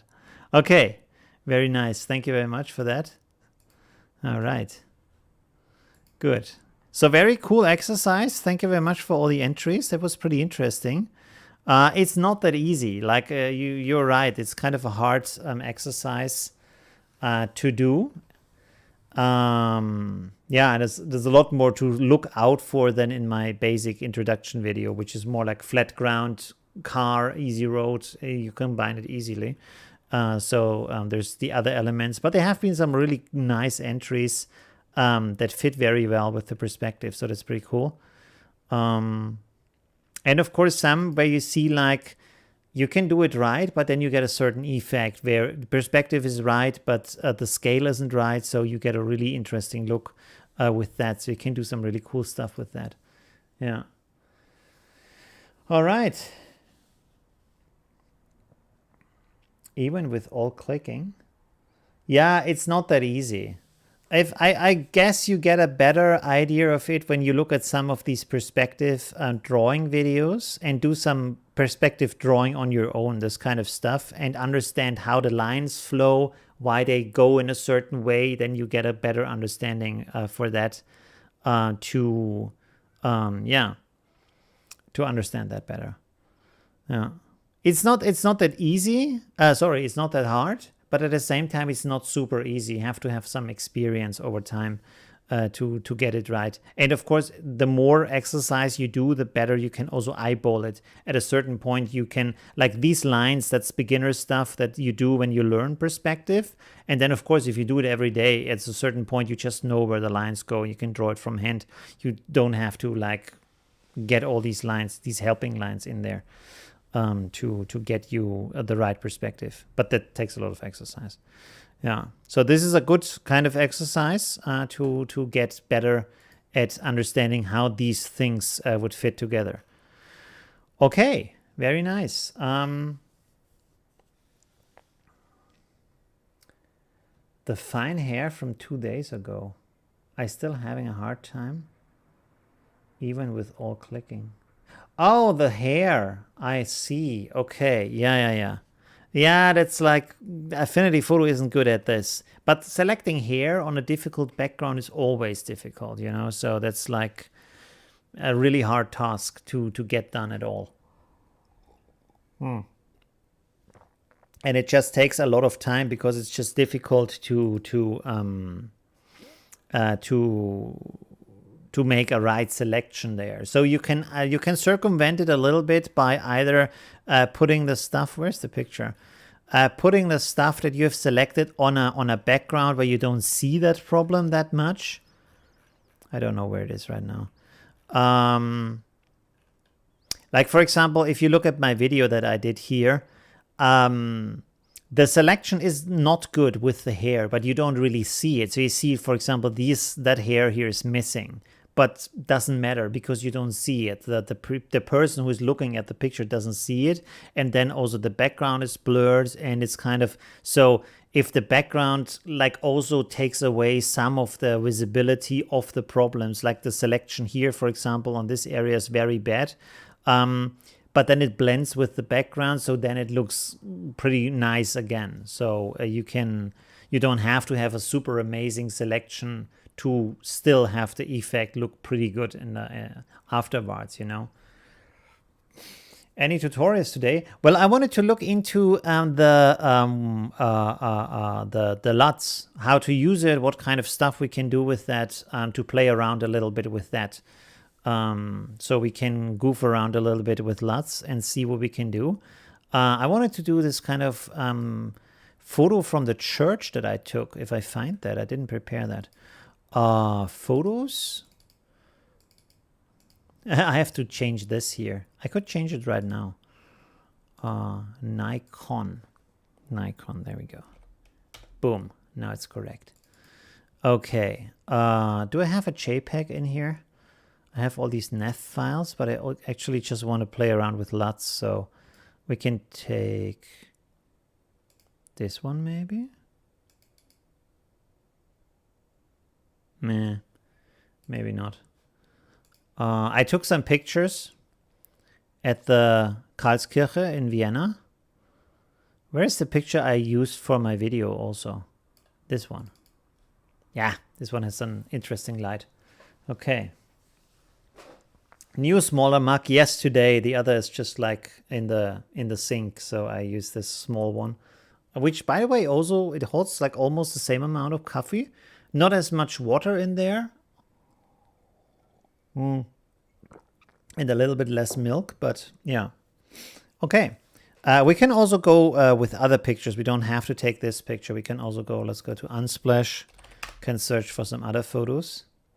We can also talk a little bit about photos, like I did in this little online course, but or maybe if you have some more questions about that, we can go into that. If you watched that video already, I'm not sure about that. But the most important part is we can look at the, wait a second, we can do that. I asked people to send me pictures. Where is that? Where is the post that I did? Wait, can I just search the group for Olivio?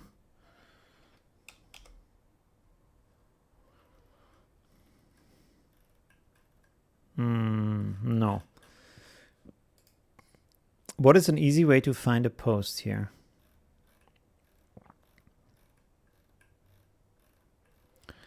Yeah, here we go. So these are the photos that you sent me. Let's have a look at them real quick, if it's okay to give some feedback there, you know. So, and there's there's a lot of nice photos, but of course, often a problem is that with some of the pictures, there isn't like a, for example, here you have like a harsh daylight situation with this kind of bright sky, and then you have this dark shadow in the front, so there's a lot of contrast going on. And of course, the camera doesn't have that much dynamic range to cover all of that, and then you get a problematic light situation. But of course, in this case, you could probably crop into it, or maybe if it's a raw file, you can try to get back something of the shadow, stuff like that. And a problem often is also if you compare these photos to these photos, there isn't kind of a clear visual concept of what you want to show in the pictures. That is often a problem with photos that, and which is really hard to get when you are there at the location. It's kind of hard to figure out what is a good point of view or perspective or angle to photograph this, especially with a landscape. You don't really have like the possibility to go up or down or something in a huge way. Yeah, it's a bit more difficult. And sometimes you just want to photograph a nice, like you see this with the sky, and it's just like, yeah, okay, I want to take a picture of the clouds, and the landscape is also nice. Oh, there's some editing here. So that's very bright here. He did this HDR edit, which is also a possibility, of course. You take these bracketing pictures where you make it a little bit underexposed, a little bit overexposed, and you combine it afterwards. And then you can, of course, get the shadow values back because they are from overexposed pictures. So basically, it's an artificial way to create more dynamic range that you actually have with the camera.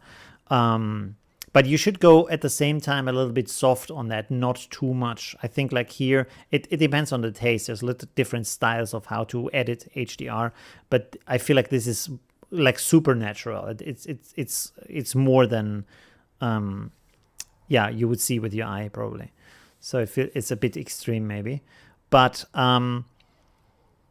so this important part is like situation of the day. What is the light situation? Because that can be a conflict in the picture. And then also how do I frame the picture? What do I want to show in the picture? You know, and that's probably the most complex one, especially with the landscape, because like for example, if you have a portrait, if you have anything that's close to you, you have a lot of possibilities to walk around the person, to go lower, to go higher, because the object is so close to you, you can really easily change the perspective. Even here with the pathway like that, you can just go to the left side and then you have this kind of fleeting lines into the background, or you can go down or like photograph it from an angle up, and so it becomes more dynamic. You can see how this is kind of static. It's the like typical tourist, oh, click, I'm on the gate. Not that exciting as a photo situation.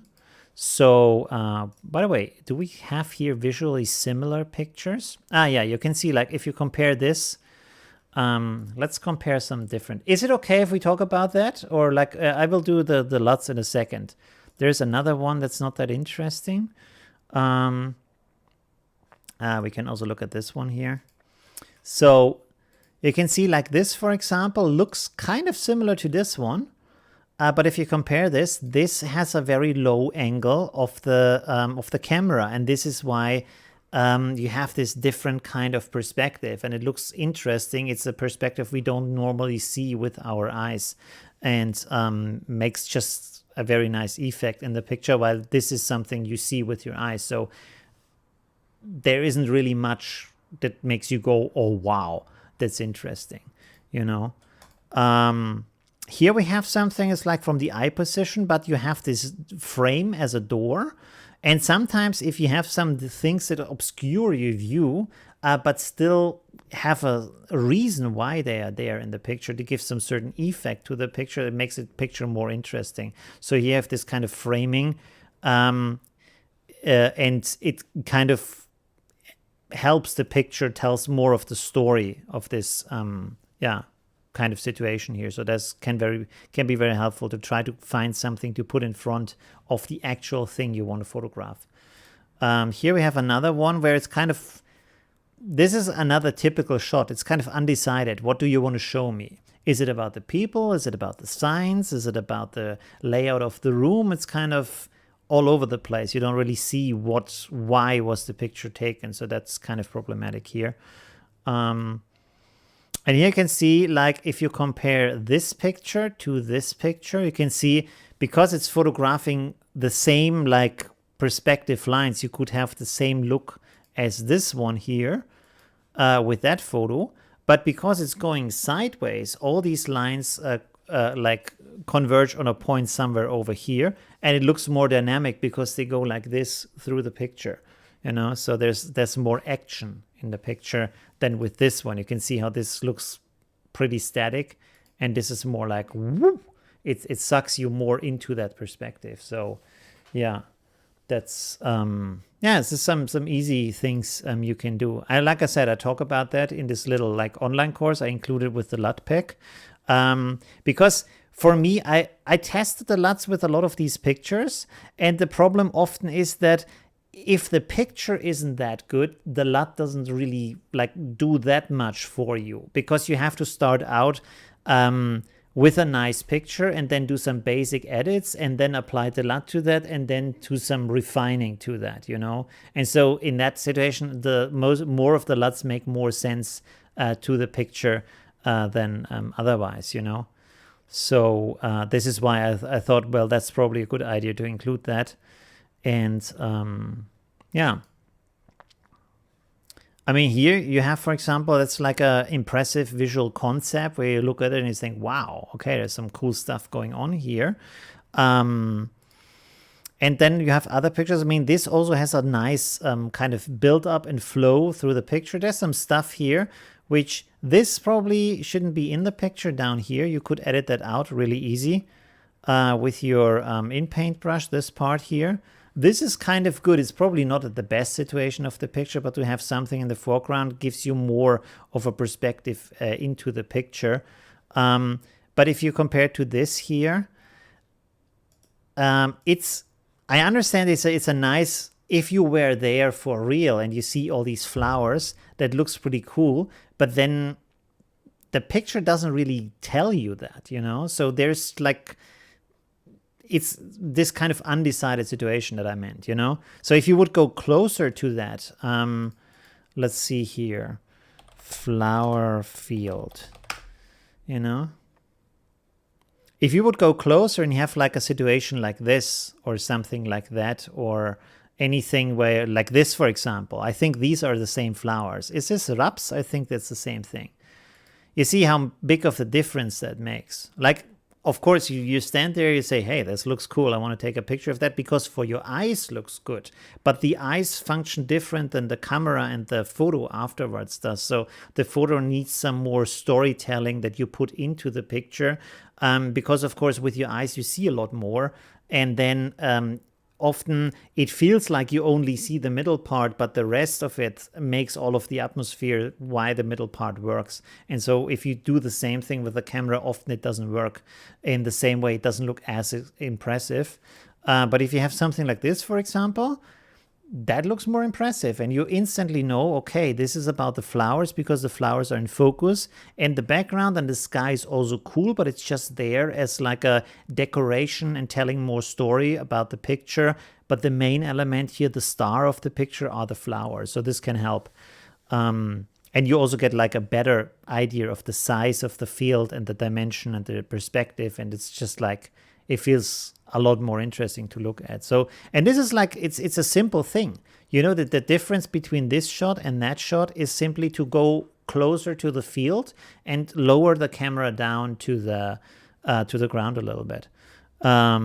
Which, by the way, I feel like if you have a stick like this, like I showed you before, that can be very helpful, especially at a certain age. Like, I'm already starting to feel it when I go onto my knees or I'm lying on the ground, not exactly the nicest thing to do anymore. I'm not 20 anymore. So if you have a stick and you can just lower your camera down and you have this kind of screen on an angle where you can just look at the screen, like for example with the Canon cameras, they have this kind of flip out screen. Nikon also has it. My camera has it. And then maybe you have like a clicker that you can use to remotely like shoot with your camera, and it has an autofocus anyway, so you can just go like this and then take some pictures close to the ground, up in the sky, no problem. You're really more mobile with a stick like that. Yeah, something like that. Okay. So that's often it's very easy to make it more interesting just by changing the angle a little bit and making sure you understand what is the focus of the picture, what is the main element of the picture, you know. So you can see here, for example, you know it's about this because this is all framing it, you know. So this is helping a lot. If you don't have that, if this would be removed, it was just a landscape with this castle in it and maybe some other stuff, you would be more unsure. So stuff like that helps very much, you know.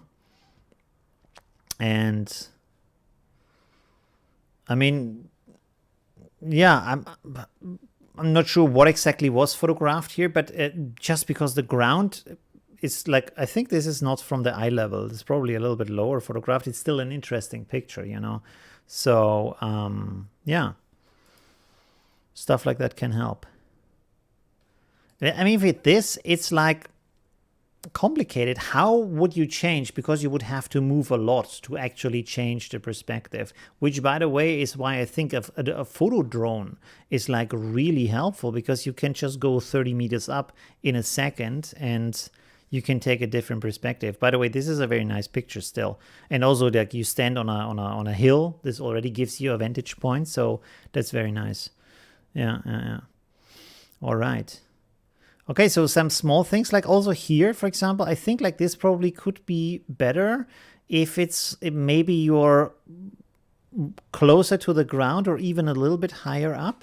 It's still a nice picture, you know, but how would you call this in English?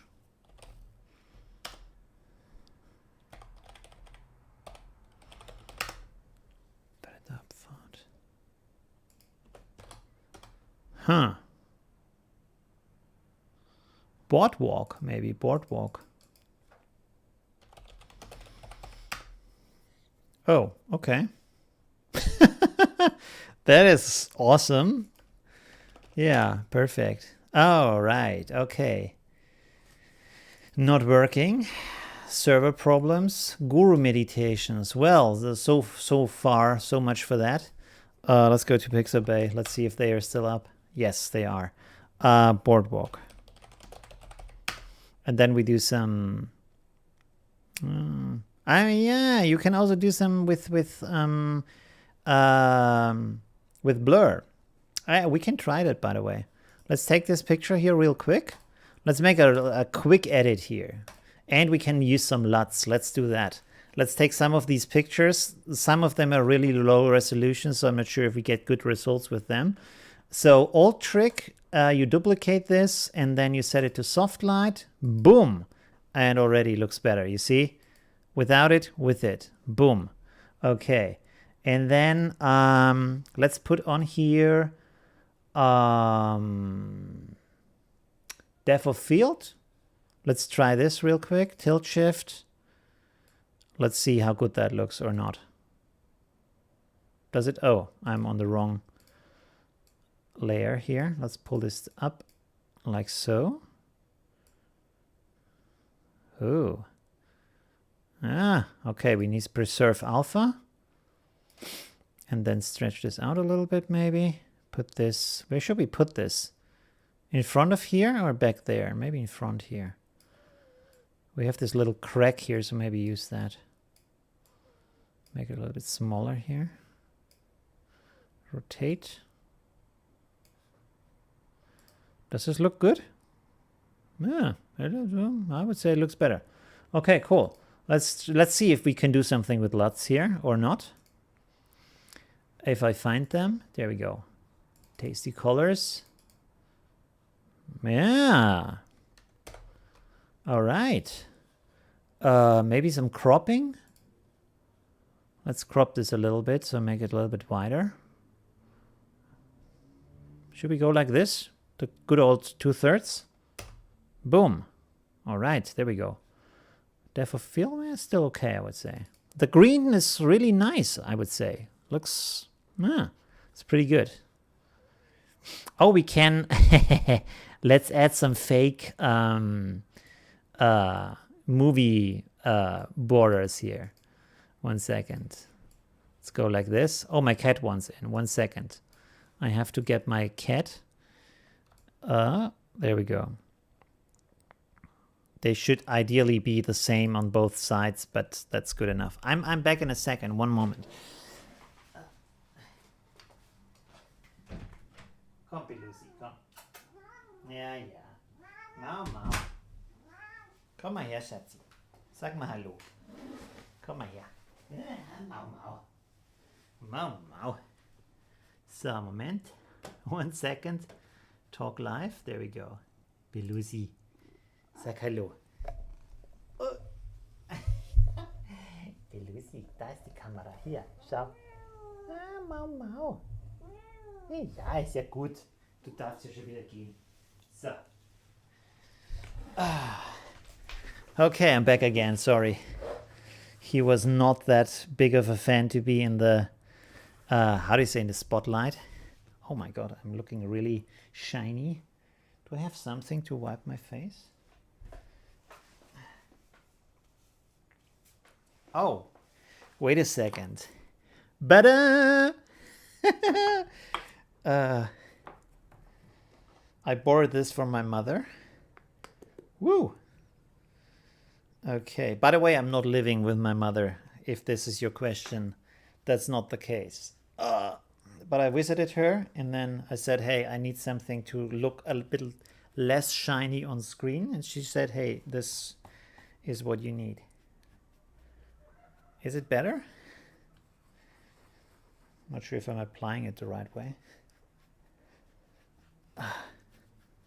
All right.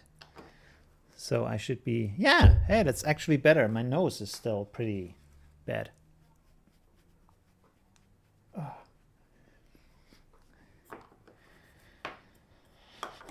Okay, let's see. Yeah, almost no shine. The nose is still a little. 1 second.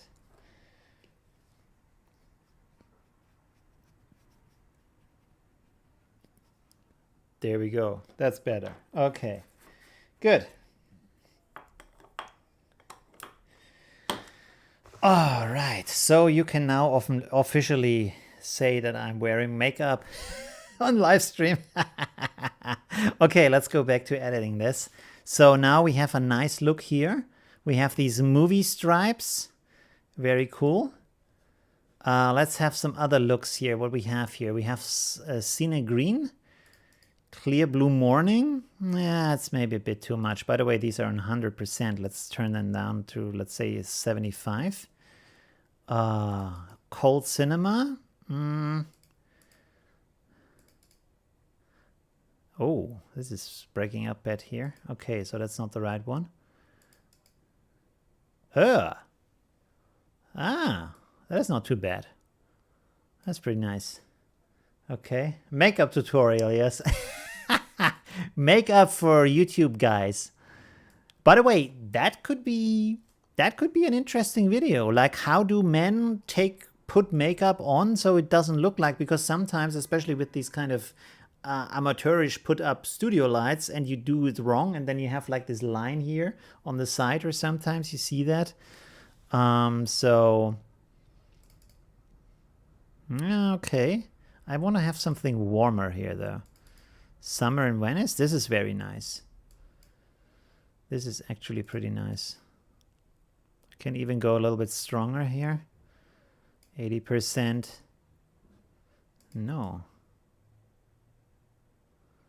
Huh.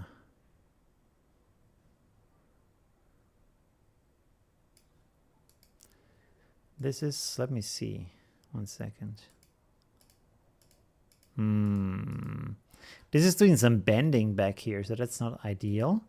But we can go with our brush and then just brush this out. Let's see how that looks.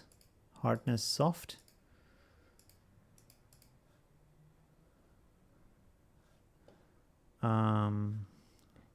Yeah, we can actually go like this, I think. Okay, so now we have a mask on our LUT, and the sky is different than the foreground. So this is helpful. And then we could actually make a second LUT.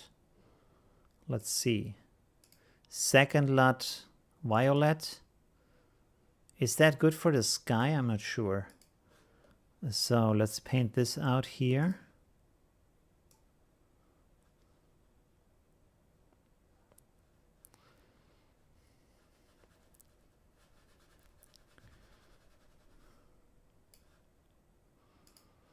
Let's pull this down a little bit.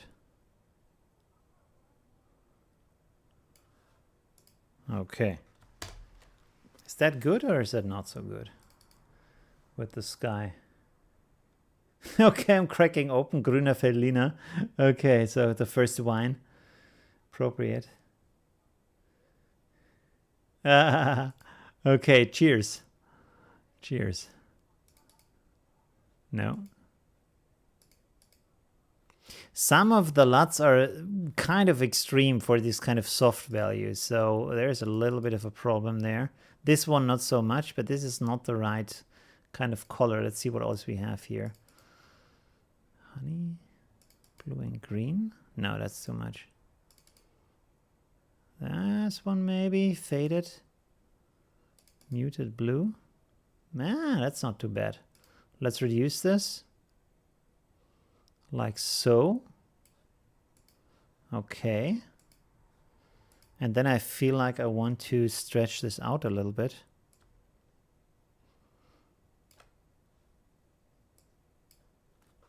Move this a little bit down. That's better. Okay, cool. So there we go. 2 LUTs and a little bit of magic. Let's duplicate this so we can see the before and after.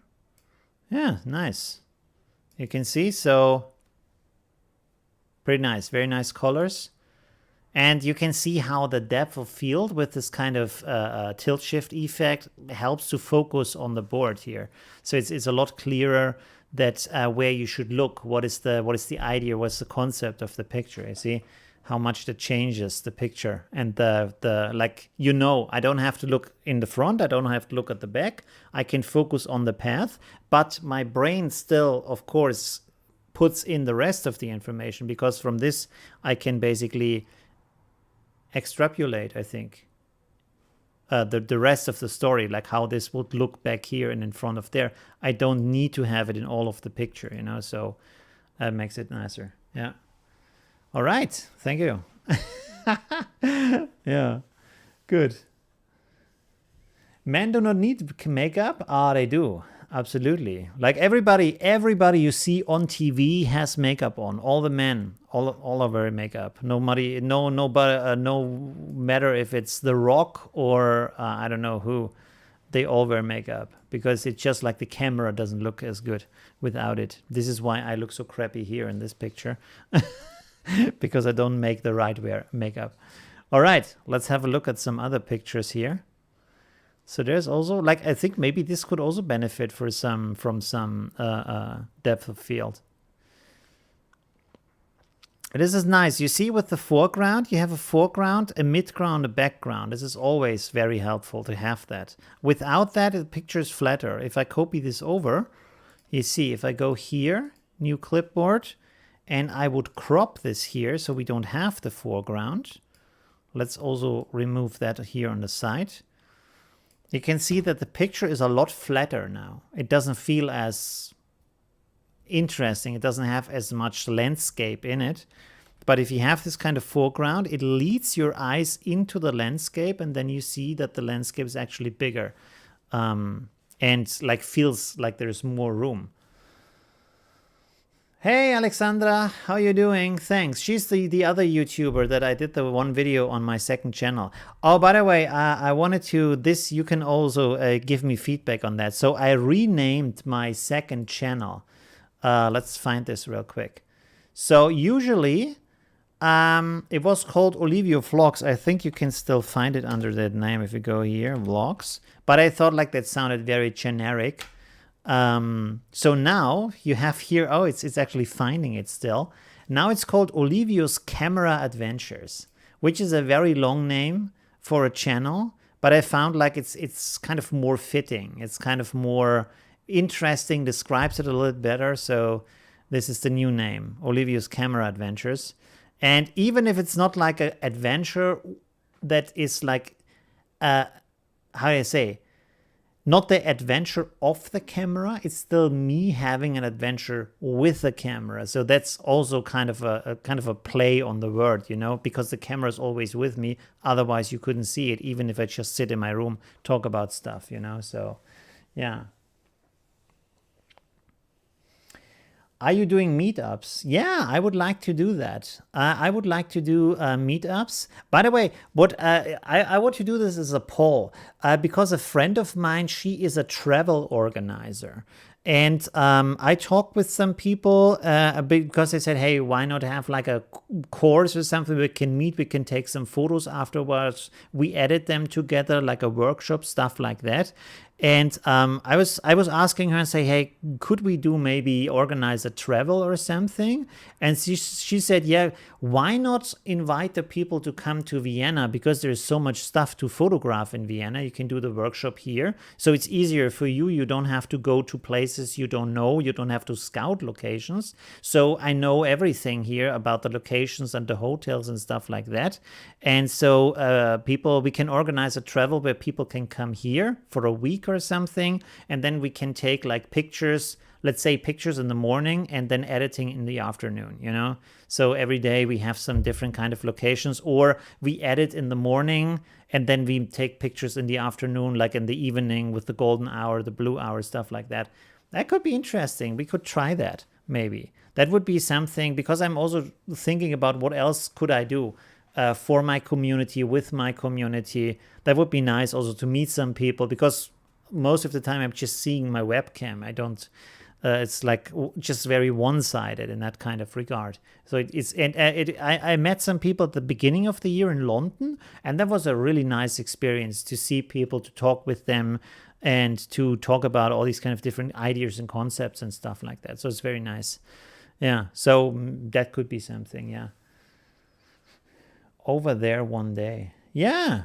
Vienna is very nice and still very affordable compared to other big cities in that kind of lifestyle quality, I would say. I think you can compare from the things you can see and from the culture you can experience. You can easily compare Vienna to maybe London or Paris or stuff like that, you know.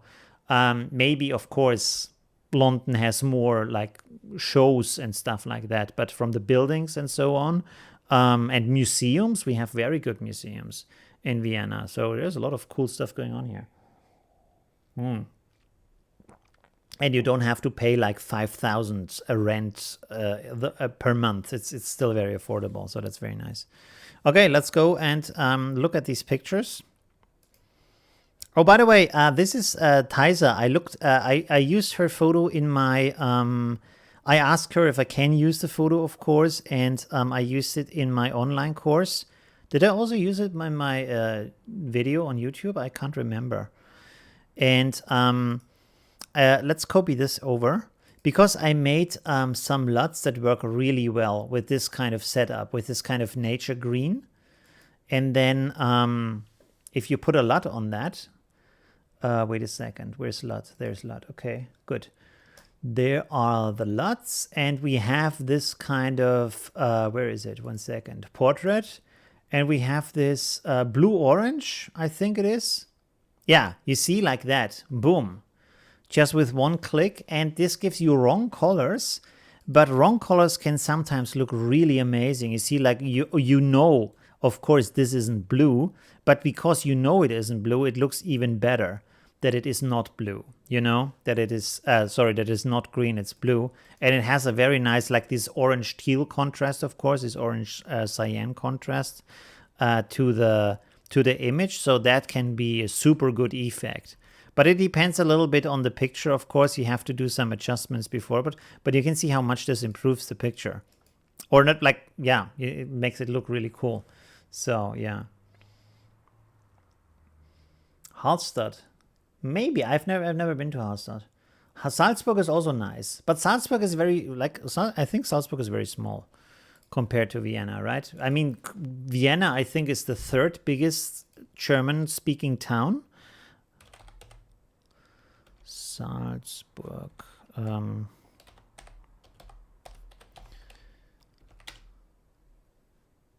Yeah, it's a tenth of the size. So this is almost like, I say, land. If you live on a land, what is that called? You know what I mean. It's more like a smaller town. Still, of course, 150 is a lot of people, but not like Vienna. I think Vienna has like 1.8 million. Of course, this can be nicer because you, yeah, 1.9 even. You're easier in the nature than in Vienna. So that's a huge benefit. Yeah. And it's kind of nice. It's close to the Alps. You can see all these kind of white areas here. So these are already the Alps. And yeah, while Vienna is a bit off, you have to go quite a way to go into the Alps, actually. So that's pretty nice. Salzburg. It's very close to the Alps, actually, because Munich, I think Munich, you drive maybe 45 minutes to be in the Alps. And here it seems like 10 minutes and you're like in the mountains already. Seems very close. That's very cool. Very, very nice. Yeah. All right. Let's go back to picture editing. Yeah, so that is this kind of look, and then I have another one. I made several of these blue-orange ones. Let's go to this lovely colors. There's a cyan orange. No, that's completely different. This is also very different.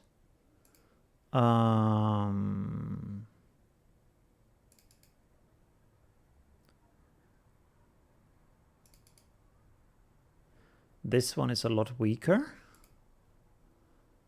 But you see, there's a lot of variations in here that fit with different pictures. Like when you look at this, where is it? If you look at this, you think like, what is that? Why does it look so bad? Because it doesn't work with that picture. So not every LUT works with every picture. If you try this with another picture, it looks very good. But didn't I have a dark one also?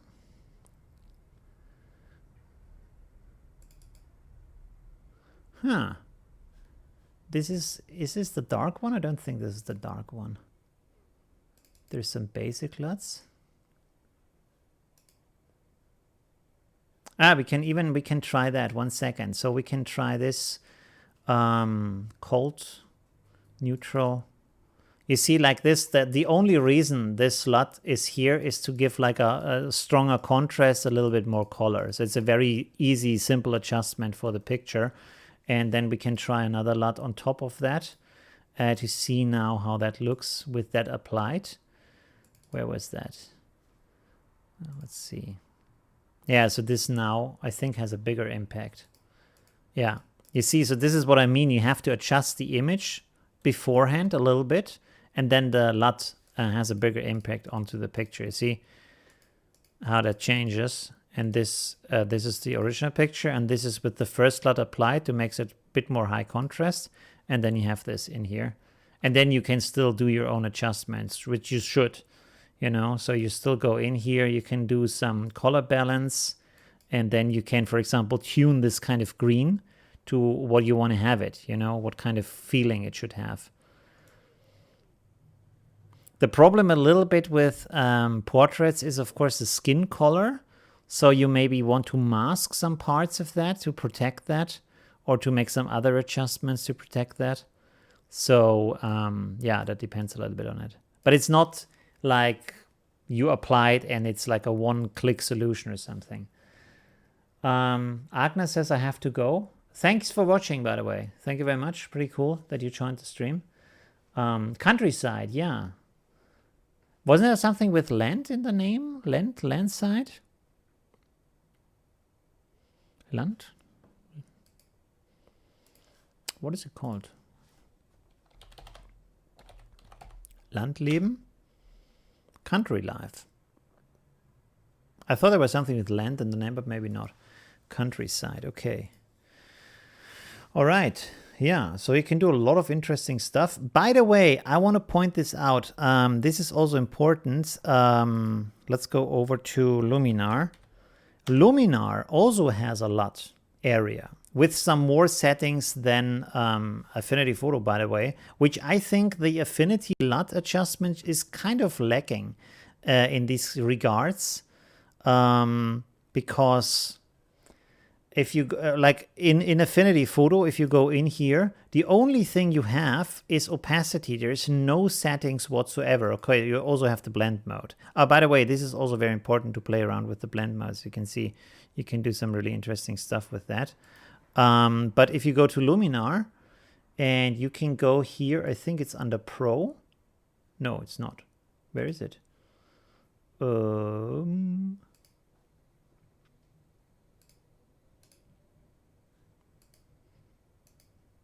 Here it is with the creative part. You can see here color styles LUT. And there you can go in here, load your custom LUTs. So you can also use my LUTs in here. Let's find them again. Let's go. I put it in here. This is the one. Okay. That's not working with this picture so great. This is one where the background goes is kind of gray. You see, if I apply this completely, then the background is gray and you only have the orange values in there. And the good thing here is like in Affinity, sorry, in Luminar, you also have contrast for the LUT and you also have saturation. So you have a little bit more adjustment than in Affinity Photo. And that can help a lot because you can go from this kind of matte look and high saturation to like high contrast and play around with these kind of values, make it really extreme, stuff like that. So that makes it a little bit easier, I feel like, you know? So that's actually pretty cool that you have that, you know? Yeah. So for these kind of fast adjustments, that is very nice. You can put some glow on here. So yeah, I'm pretty impressed. I'm really happy with the software. I completely didn't like the second version. And then the fourth version, or was it the third version? I made a review of the old version and I wasn't happy, but this one is really cool. You can see how quick I can get good results. By the way, where do I have this picture? Let's try the same thing in Affinity Photo to get that. I think it's under download somewhere. There it is. What kind of LUT did I use? I think it was this kind of technical, great, moody orange look. Okay. So let's see. I have to, first of all, let's apply the LUT. There we go. We have to go here. Is LUT for the pop out in your Pro LUT pack?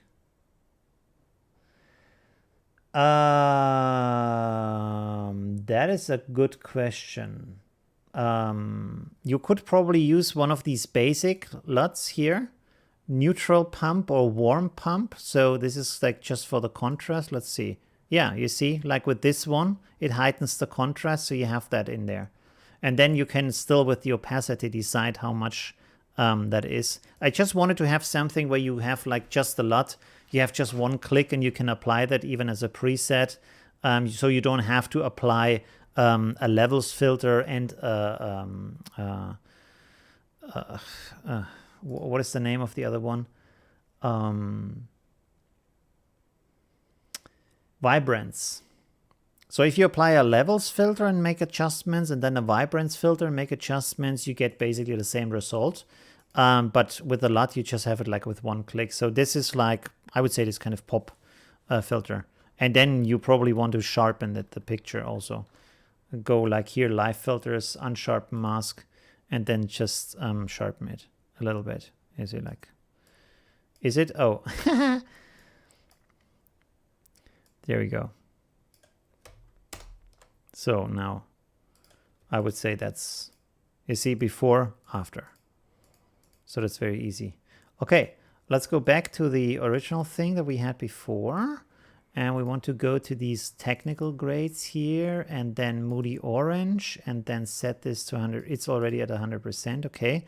And now what we have to do is, what do we do?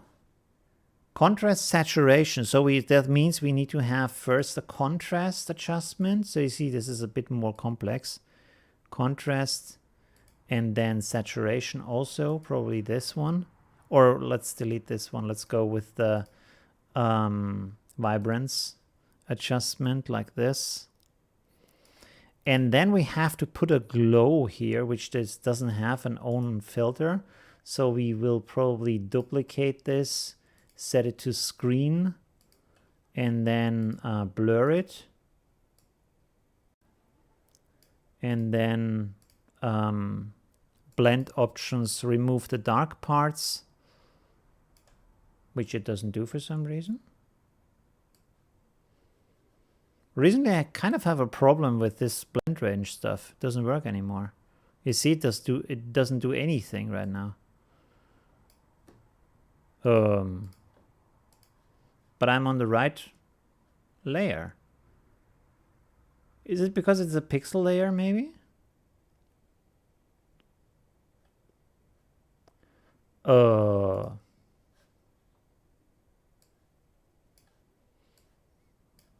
That's strange. Doesn't work. Let's try a levels adjustment here. This maybe helps because it's like with screen. Yeah, kind of. Okay, good. So we can also do that. Yeah, so you just have to know more to get the same thing. It's kind of similar. The glow is too extreme still.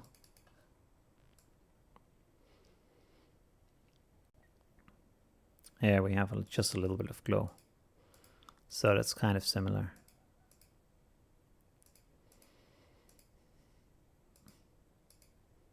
Yeah. Okay. Interesting. Yeah. So, but of course, like Affinity Photo is different to organize because it's an editing program, and this is more like an adjustment program where it makes sense to have the same adjustments at the same position every single time, you know. So of course this makes it a little bit easier. But the main thing I wanted to show here is that you can use my LUTs with Lumina 4 too. It's not just for Affinity Photo. So any kind of software that can use LUTs can basically use the LUTs. You see, like this one, Honey Light, it makes it a little bit warmer, stuff like that. And so I also used like different, not just Affinity Photo to create these, also like NIK Collection, stuff like that. So you have some nice warm color effects in there, you know. That is, yeah, very helpful. To have these kind of more sophisticated looks, let's say. This is also, by the way, I would say a big difference between Affinity Photo and, oh wow, what is this here? That's not good. Ugh. Okay, so this is some atomic shine here. I don't know why. Ah, because this is already like in the darker areas of the arm. Okay, so this doesn't work. Because, no, it's in the brighter areas. That's the problem here. I have to figure out why suddenly the blend ranges don't work anymore. You see? This should be invisible now, but it isn't. I don't know why. Something is not right. Maybe I have to reinstall my Affinity Photo. Ugh. Okay. What was I talking about right now? Something with the...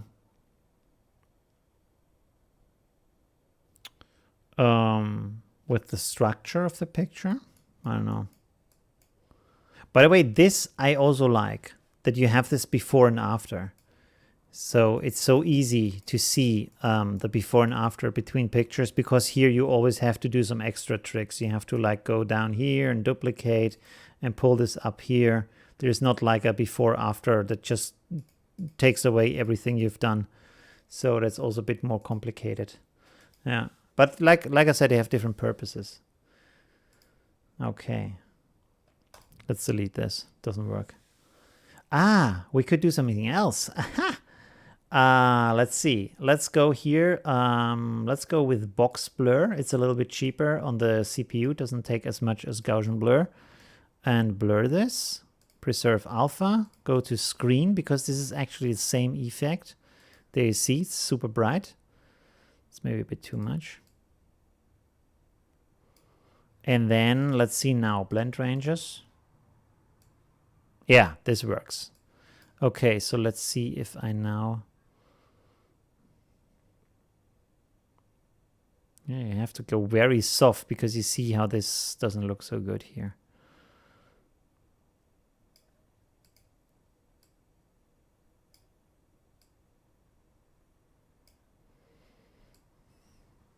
Yeah, it's more complex. You have a little bit of shine now. By the way, isn't there... That's a good question right now. 1 second. Let's duplicate this real quick. Isn't there a glow filter anyways?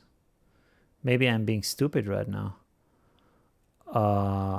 Depth of field, sharpen, distort.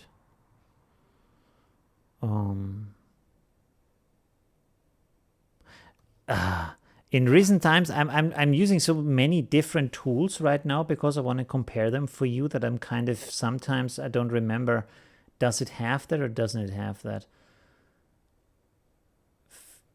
Diffuse glow. Hello.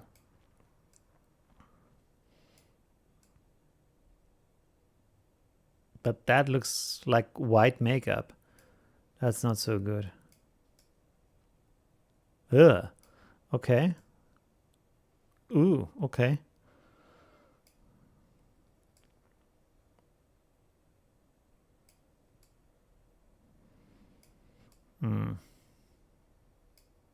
I would rather say either Luminar or use NIK Collection for glow, because NIK Collection has some pretty nice glow that you can apply. And here, does it blow out here? No. With the glow. That's some nice soft glow. That's a lot better. Okay. And with NIK Collection, you can also have this kind of... let's turn this off here and go here. Filter, plugins, NIK Collection, color effects. Hi, Antonio. Try down? What do you mean with try down? All? No, I don't want to go recipes. Here you have a glow. I think it's called Glamour Glow. A, B, C, D, E, F, G. Glamour Glow, there we go. And you can just turn that on. You can see it's also a nice kind of glow. Soft. You can adjust the saturation also, which like, you see like, whoa. Just one push and looks good. I really like NIK Collection for that reason.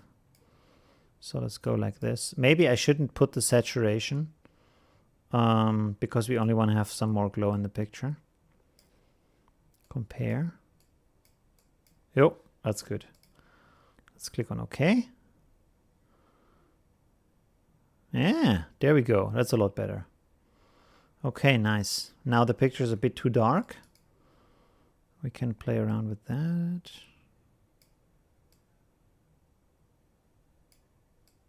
Yeah.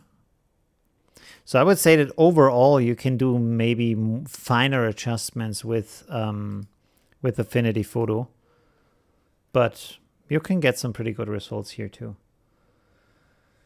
Hi, Etienne, how are you doing? Yeah. I've seen the FX button. Maybe I haven't read the comment a bit too late. Yeah, down here. Oh wait, what? Here? No, that's a different kind of glow. That is a glow around the shape. So that doesn't help us here. If I put this on glow, wait, this is the wrong layer. Let's go here. If I put this on glow, I don't think that would do anything. No, you see, doesn't do anything because that's around shapes. So, you mean the no, that's the layer effects. If I go here now, outer glow, this is the glow, but this doesn't help me with the picture because this is around the border of a shape. Okay. But there is one in here, which I feel is a bit harsh, but if you go here to these live effects, you have the diffuse glow down here. Yeah, but you can do it a lot of different ways in Affinity Photo to get the glow and then make it the way you want it to be. All right. Yes, you can also use them in Final Cut. Sorry, I didn't react to that until yet. Hi, Alex. Yes, you can use it in Final Cut, in DaVinci Resolve, in, I don't know, in other. Does Lightroom take LUTs? If it does, you can also use it there. So any kind of program that can use LUTs, maybe even apps. You know, there might be different photo editing apps or video editing apps, and then you can apply a LUT there also. So that is very versatile. It can go anywhere. So that's very helpful. Yeah. I will, by the way, Alex, I will send you a link later after the stream for the LUTs. Okay. What else can we try? We were talking about these pictures here. We can look at some other pictures here from the community. You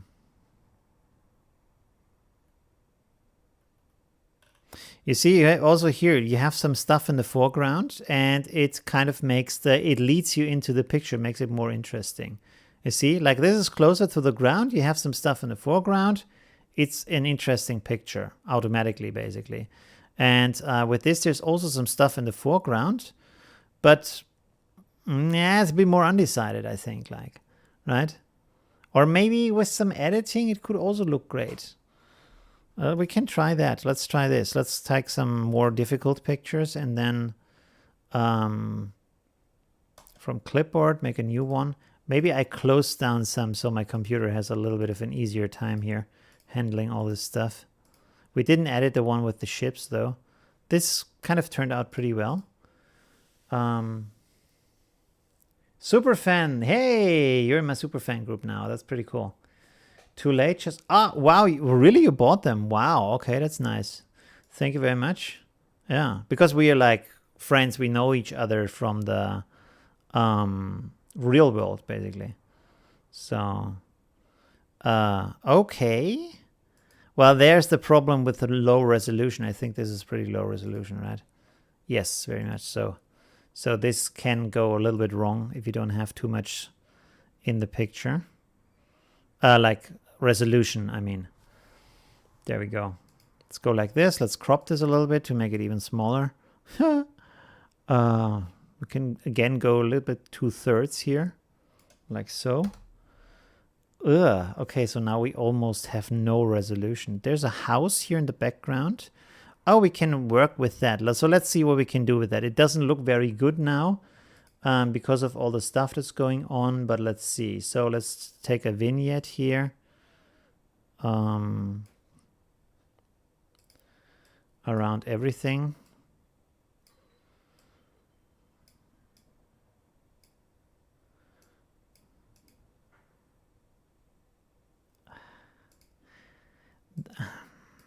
The vignettes don't look good. That's just not. Okay, let's not do that. Okay.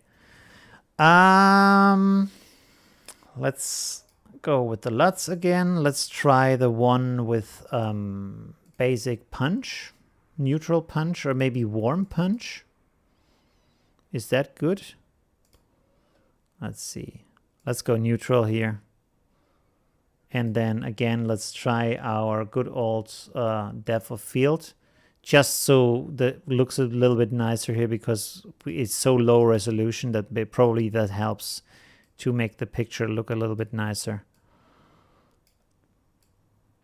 Although, might not be the best idea. Let's see. Snapping on here again. 1 second. Preserve alpha.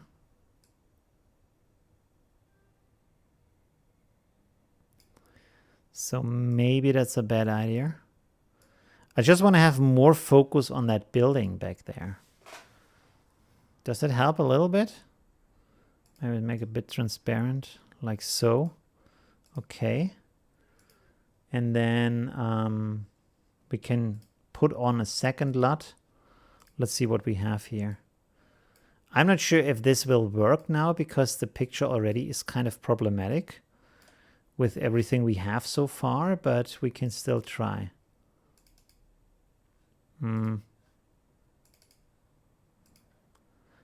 Let's try this. No. Yeah, we can go like this. You can see here this varitone, it looks a lot better, like with the orange here in the front. So maybe that could be something. That could also be nice. That's a bit too much here.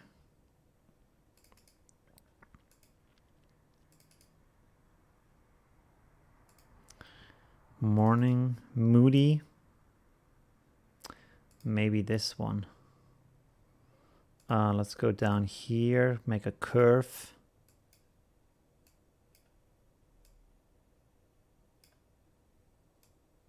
Oh, no.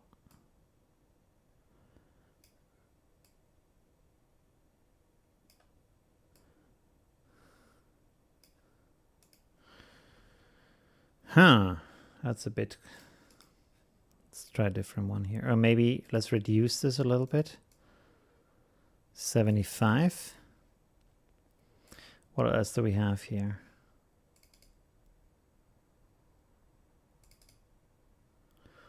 Kind of morning color.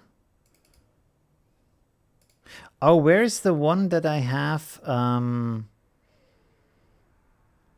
that is like this overexposed summer kind of thing? Orange. This one. Okay.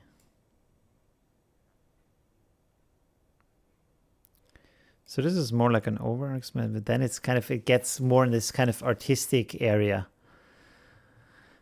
Let me go real quick with NIK Collection just for the vignette, because the vignette in what is happening right now. Oh, I have to rasterize it. The vignette that Affinity Photo provides is not like that nice to look at. So let's try this one here. Favorites, vignette filter. I didn't cut it. 1 second. I have to rasterize it and trim like so. NIK Collection. There we go. There we go.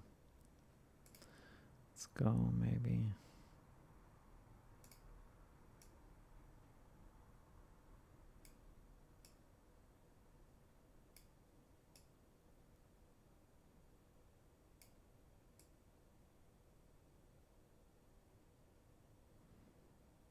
There we go. Okay, but this is more like a vintage look now, you know, so maybe that's a bit too artistic, but I mean, for the problematic picture, why not? That's maybe a good solution to work with that. We can also, where do I have this other thing? No, this is effects, pro, vignettes. Let's try this one. It's a bit soft.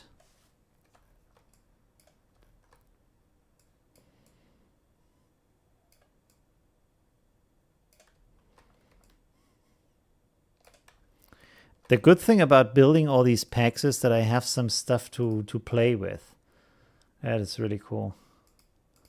So the more I build, the more I can like have this kind of things. Duplicate. Yeah, it's even better. Yeah, so of course this looks very different than the original, but for a picture that was really low resolution. So this is the original picture, and this is the look now. I think that's pretty interesting. Yeah, very nice. Okay, by the way, what time is it? And is anybody still watching? Yes. 2.5 hours. Okay, so we still have, yeah. Let's make another half hour so we fill up the 3-hour streaming time. Look at some other stuff here. Okay, so what else could we do here? It looks a lot more resolution here, but Facebook is kind of good when you resize that, make it a little bit bigger. This is often also difficult if you have this kind of blue haze here, and then you also have the problem you remove the haze, but then this looks maybe good, but then this looks too extreme, so that's kind of a difficult situation to get that right. You can look at this area nice, really nice, but then this doesn't look that nice, so yeah. I think these kind of pictures, this is kind of a situation where you maybe want to have a raw picture where you can do some more stuff with that. Yeah. There's some more project pictures. Didn't even see that. Okay. Oh, this is an original picture without editing? Wow. Okay, interesting. Yeah. Nice. Yeah. I feel like these pictures is the most like complicated thing. I understand why you want to photograph it, but then you see, for example, with this picture, if you went down here and put the flowers in front of the lake, probably would have looked better than just like photographing it from the point where you are, you know. Let's go, let's see if Unsplash works again. Yes, it does. Okay, lake.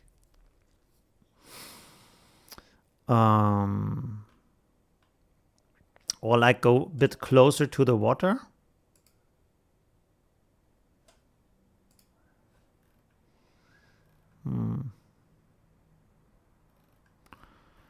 Is there some with a flower in the front so I can show you an example? There is some stuff hanging down that can also help. There is some stuff, you see? Well, not exactly the best picture here. This probably would have been better without the stuff in the front, but you know what I mean.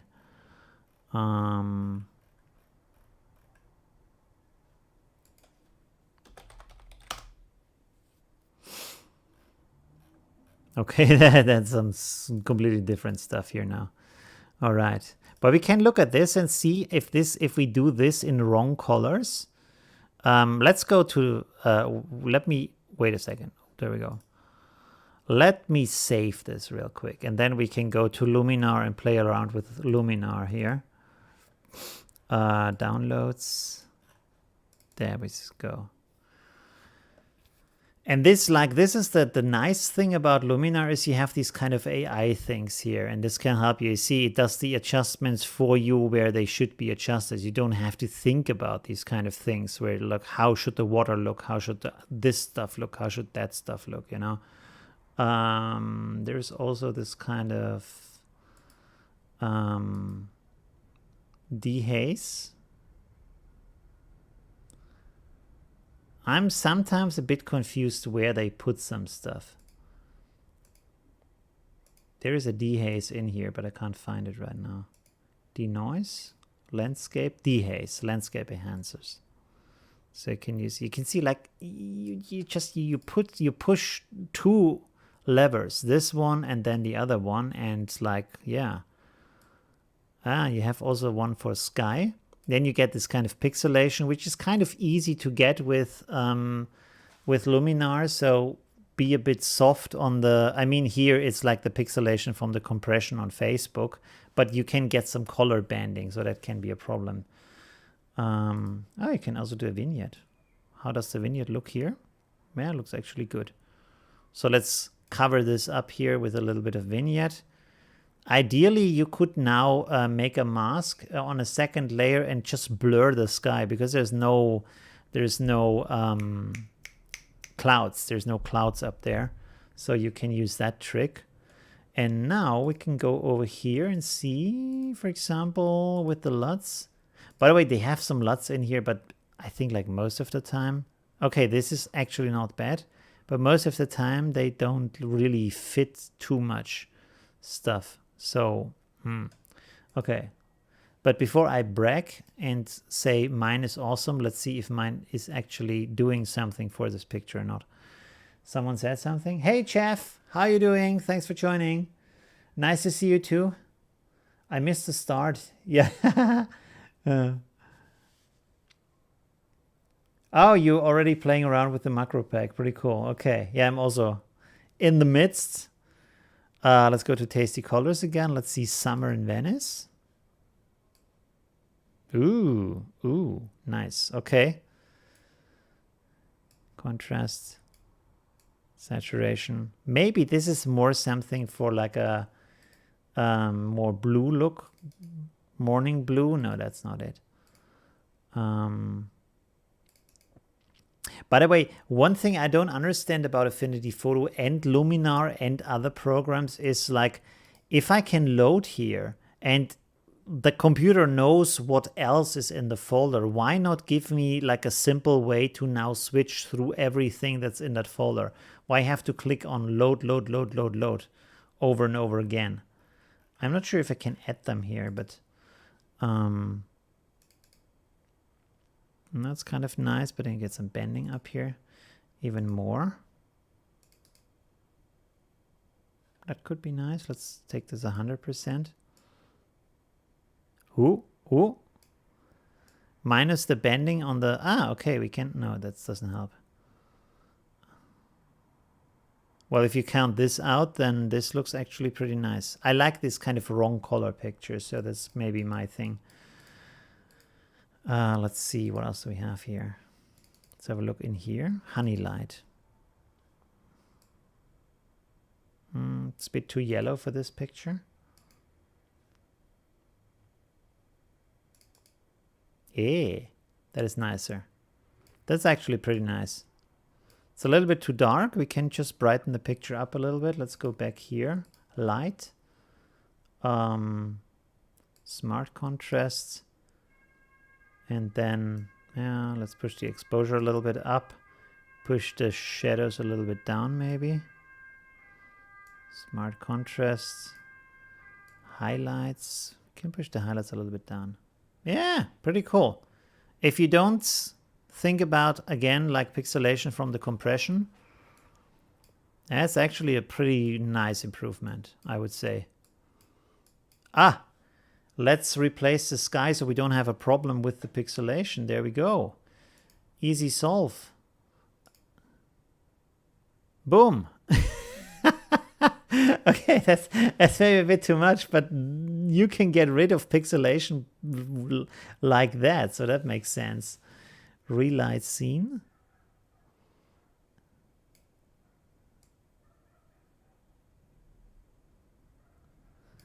I mean, yeah.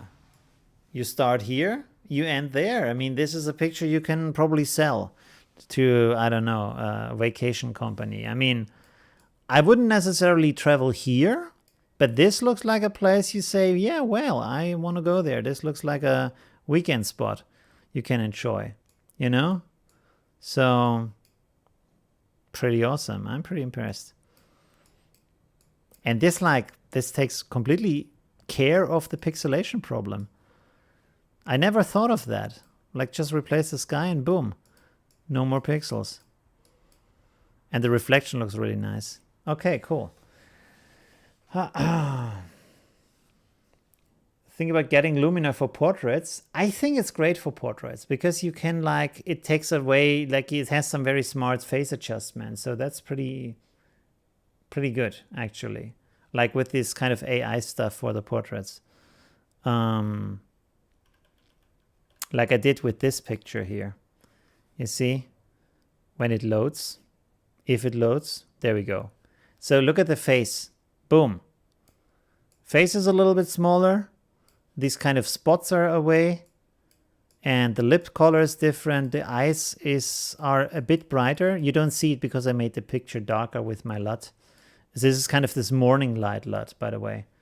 No sun for days is the name of the... It's really dark if you set it to 100%, but if you go very light, you have this kind of morning light situation, which is very nice. You see, like... Yeah, I think for portraits, actually a good program. Yeah. We can try some of these. Yeah, I mean, they are portrait LUTs, so we can aqua tint. It's also nice. If you go 100%, of course, crazy town, so don't go there. But if you reduce that, like this is more like the evening, night is coming, and this is more like a morning situation, but with kind of an aqua tone. You can use it more useful in other pictures sometimes. Depends on the picture, but here, if you use it just softly on the picture, it can be very nice. What else do we have?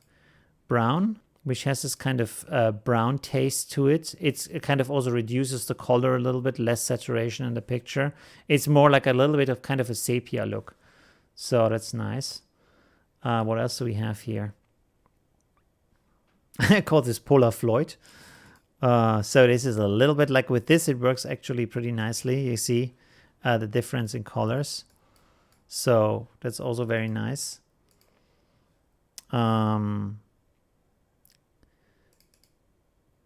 Yeah, vintage orange. This is kind of this overexposed thing. You see, like when the sunlight comes in. By the way, let's see, texture overlays. I haven't thought about that, but maybe I can use my analog effects pack here with some light leaks. Let's see how that looks. Let's go, I don't know. Let's take this one maybe. Opacity. Okay, so this doesn't work. No, this is the zoom. So this doesn't have a kind of a blend mode or something. That is kind of strange. Why can't I set a blend mode here? I could probably set a blend mode if I make this on an extra layer. Film grain fog, dramatic, sun rays, and where is the augmented sky here? Object, download new objects. I think I can, yeah, I can load my own pictures. But it's probably not going to work. It does not show up at all. Okay, that's strange. They don't have something like that. That's maybe something they should add.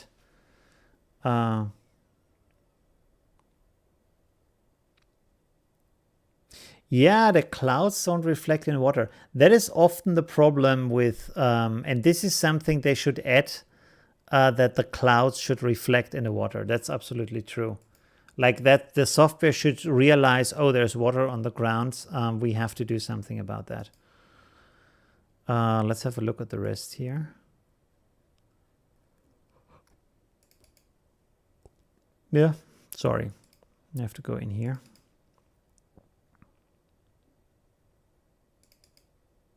Oh, nice. Okay. It has some really cool, there's some really cool elements in here. Blue, orange. You don't see too much here, but if you look here in the highlight on the hair and the lips, you have this, maybe make it more extreme, but in this case you shouldn't. You see a little bit of that taste in here. Like you see if I turn it off and on, you get more of this orange in the face on the skin tones. And then, of course, more blue back here and back there, you know? So that's kind of nice. All right. We can also look at some other pictures. Let's go back to the community pictures real quick. Should we go on with Luminar or should we switch over to Affinity Photo for the editing stuff again? What is this?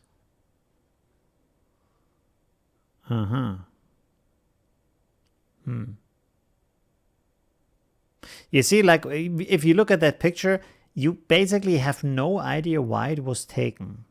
Is it the road? Is it the guys who's with the bicycles, or what is it the clouds maybe?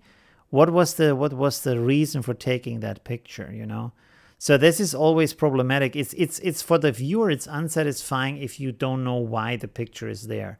It's always more satisfying if there's like a clear purpose that you can get from that, especially if you post it online. Of course, if you post this to your friends and they know, oh, this is Rudy and his wife or whatever, then of course you have this kind of insider knowledge and this helps. But usually you don't, you know, so yeah. Okay. Yeah. There's another problematic picture. Let's work with this real quick. Let's have a look at that. Finish your preference. Yeah, I guess so on my channel. Yeah, but it's, I mean, they all have their downsides, upsides. Oh, by the way, I also want to show you something. Let's save this too. Let's see how good this works. Because I upgraded my, let's close this real quick. My Photo Lab to the version 3 Elite version. And you have some extra features in there. I don't know if you really need them usually, but they have some pretty cool stuff in there.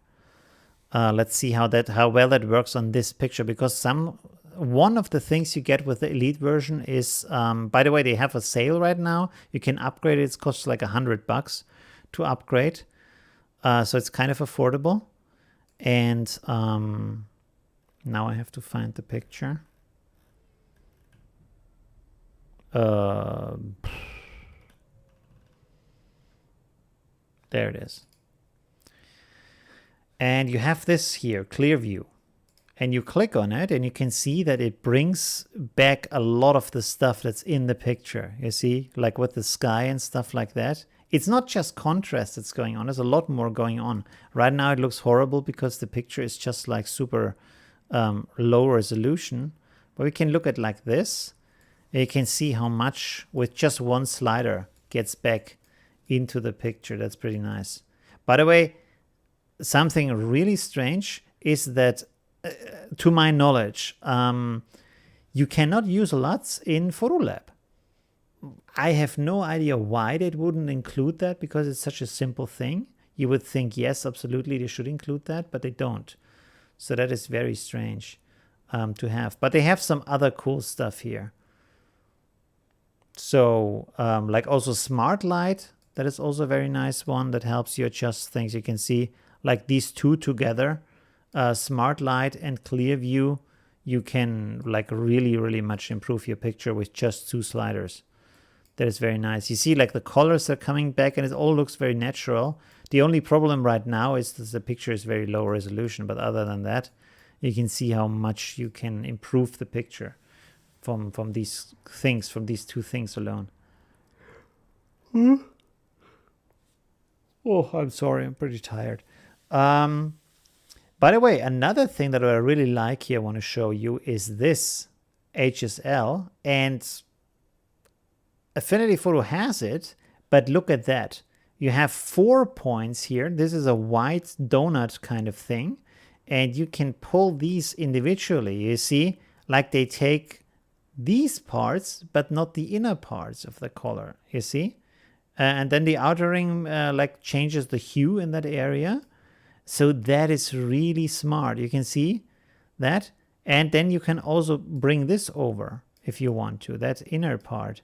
So you can move this so it's like a harsher angle, and then move both of them over here. Here you can see them a little bit better. So that is really smart to have that. So you can do really nice adjustments. And then each of them also have saturation, luminance, and uniformity. Also a very nice idea to have that. You see, like here you have these kind of bends. And we don't see it in the picture right now, but there's some really smart ideas in here. This is why it's sometimes good to have like software from different kind of companies. Yeah, I have my coffee here. Thank you, Steve. Sorry for yawning at you in the live stream. I should turn off my microphone. I have, by the way, I have a sleep app, and recently I was working so much for the channel, doing different things, and also of course the LUT pack and stuff like that, and I didn't really sleep much. So I have a sleep deficit of, I can't even tell you, where is it? Shouldn't it be here? Ah, there you go. Does it tell you? About 6 hours at the moment, because I slept very long today. You can see here, like the red bar is my sleep deficit of just being up too much and not sleeping enough. So this sleep tracking is really helpful to tell you about your date and life and stuff like that. So in recent times, well, actually, it's not so bad from my sleeping. I don't know why I have this huge deficit. Well, there's like I slept 5.5 hours. There I slept 7 hours. That's pretty okay. 5.5 hours again. 5.5 hours. 6.5 hours. 4 hours. 14 minutes. Okay, interesting. 5.5 hours. So I sleep too little. Yeah. And then today I only slept 7 hours. Yesterday was 9 hours because yesterday I had a day off, and today I didn't have a day off. So yeah, lots of work for the channel. Hey, Patek. Did I remember it right? No. Patek? Is that the right one? By the way, if you want to know, the name of the app is... what is the name of the app, actually? Sleep with Android or something like that. Sleep as Android, I think it's called. And it's you have to manually track your sleeping. It sets like an ideal time. And then it also wakes you up at the ideal moment, not just at the special, like when you set it 7 o'clock, it goes off a little bit earlier or a little bit later, which is not great if you have an appointment, by the way, because it can let you sleep like 10 minutes longer and then you already have problems. Ratap. Okay, Ratap. Hi. The software is Photolab. It's from DxO. Is there some about page? Maybe here. That's the one. DxO Photolab 3. It's more for adjustments. It's very good for raw pictures. And you get it with NIK Collection in the Essential version, which has almost all of the features, so you don't really have to upgrade to the Elite version. I just wanted to see some of the features, especially this kind of clear light thing. And another thing I want to show you. Let's go to my library here. Let's see. There's a photo I took from of a fly. There we go. Boom, fly picture. Edited with NIK Collection, with Photolab and NIK Collection. But now the cool thing is, like this is for the Elite version. If you go, this isn't a raw file anymore. Sorry, we have to go to the raw file. So where's the raw file here? This is a TIFF file. Why doesn't this work? I don't have the raw file anymore. Maybe I moved it to a different folder. Well, we can use this here. Never mind. Let's use this one here.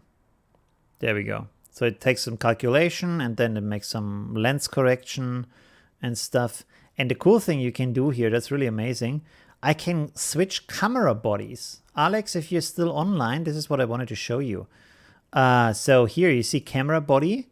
And then I have a list of different cameras. You can see from Canon, the 10D, the 400D, the 1DS, all these kind of 5D, Mark II, Mark III, all this kind of stuff. You have one Hasselblad here, Fuji, Leica cameras, Minolta, Nikon cameras, a lot of them, Olympus, Pentax, Samsung. Is there my...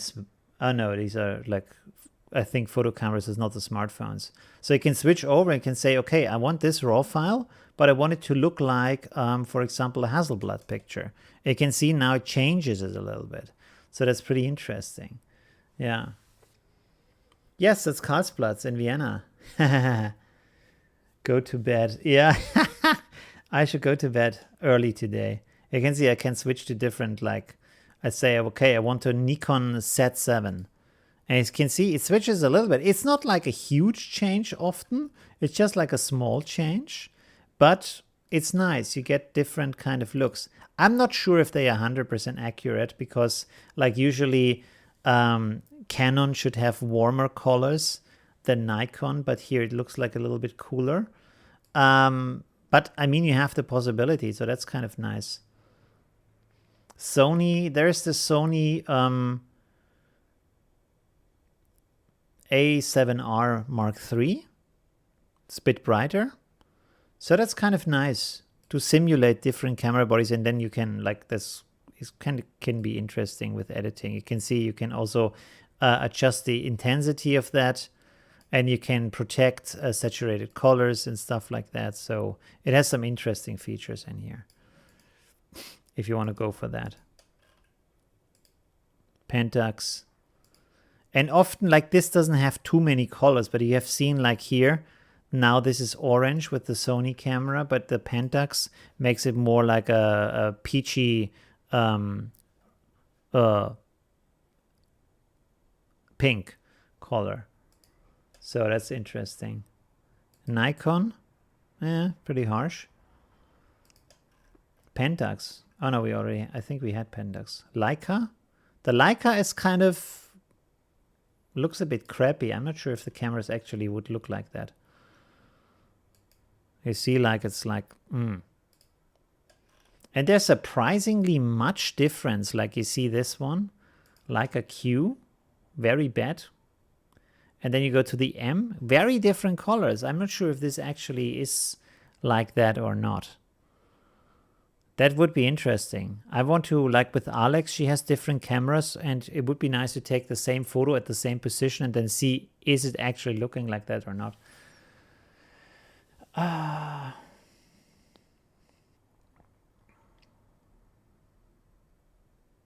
Yes, there is a lake. There's like a artificial, how do you say, fountain? A fountain lake, basically. I have a photo with that. 1 second. There you can see it here. This one. This is also nice. You can see, like, this is photographed with my fisheye. So the original picture is like that. It's completely, like, bended and round, everything. And then it downloads the profiles of all these different kind of lenses, and it actually applies the exact adjustment you need for that specific lens. So that's pretty nice. Very nice kind of effect to have. And you can also correct the horizon and stuff like that. Yeah. So that's, yeah, it's a nice stuff. And it has some very, very advanced noise reduction. Not sure if we can see that right now. Well, there isn't much noise. I photographed it with ISO 100, so there shouldn't be much. And this prime is an elite feature again, and the other one, HQ. But I didn't personally, I haven't tried it yet very much, but I don't see any kind of difference between the prime version and the not prime version so far. So, I don't know. Okay, anyways. Should we do some more with the LUTs, or what else should we do? Or just, like, talk about different things? Or I'm not sure right now. What else should we look at? We didn't edit. Well, we looked at this with yeah. And this doesn't do LUTs, which is a really big downside, I feel like. I tried to do some pictures here. Oh, by the way, this is the picture I showed you in my Facebook group. And where do I have the original picture? So this is the final version. You can see how nice the light turned out down here. You see that kind of detail down here with the line here, where the light is catching on the border, and all these nice details in here. And I made it darker up here. And this is something where NIK Collection really shines, especially Viveza, where you can adjust these different elements. And you can individually adjust the highlights of the face and the shadows of the face. And of course, in these areas, how bright they are, the structure, the saturation, the color, the warmth, all these kind of things in there. So that's very, very nice. I think this is the original picture. You see, and this is the unedited. You can see how this is dark and there's not much to go on. And then you adjust it in Photolab, and then you do some more adjustments in color effects in the NIK Collection. And you can see here for the face how different this is. And then you do with Viveza, you work this out a little bit more. Is there? It's actually not that much difference. Maybe I... Wait a second. Oh no, they are the same. Sorry. I deleted the other one and just kept the JPEG, so you don't actually see the difference between the two of them. Yeah, so that's pretty interesting. Okay. 100 Wasserhaus. Yeah, that's pretty famous. Yeah, a lot of tourists like that. I'm not a big fan of the 100 Wasserhaus, but a lot of people really like his style and art and stuff like that. Yeah. Although I probably would have more appreciation for that if I spent more time thinking about his art. Like, for example, I didn't really like the art of Dali that much, but now that I have like read more about surrealism and what surrealism also is, not just this kind of super candy kind of Dali stuff, but also like, how do you say, dystopian pictures and like these concepts about the subconscious and psychology and all these kind of things that were involved. It's a lot more interesting. Yeah. Okay. Yeah. What else can we do? I think we did a lot today. What time is it, by the way? Stream time? Yeah, 3 hours. I wanted to make the streams a little bit shorter too. First of all, better to watch afterwards. And also I realized that at a certain time in the stream, most people drop out because it's just too late and the stream is too long. So it seems like 3 hours, 3.5 hours is kind of good. Like already now, a lot of people have left. So it's just 22 people's left. I hope it's not because I'm boring with the stuff I talk about, but it's just like the daylight situation. Whew, all right. By the way, let's have a look at this one. This is really dark, so let's see what we can do here, because like there should be a lot of detail in here. Everything is photographed at ISO 100.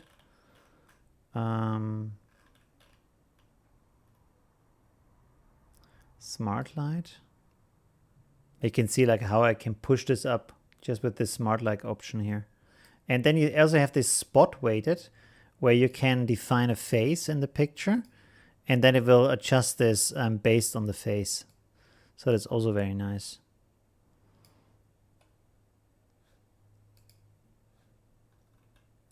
This is surprisingly blurry for some reason.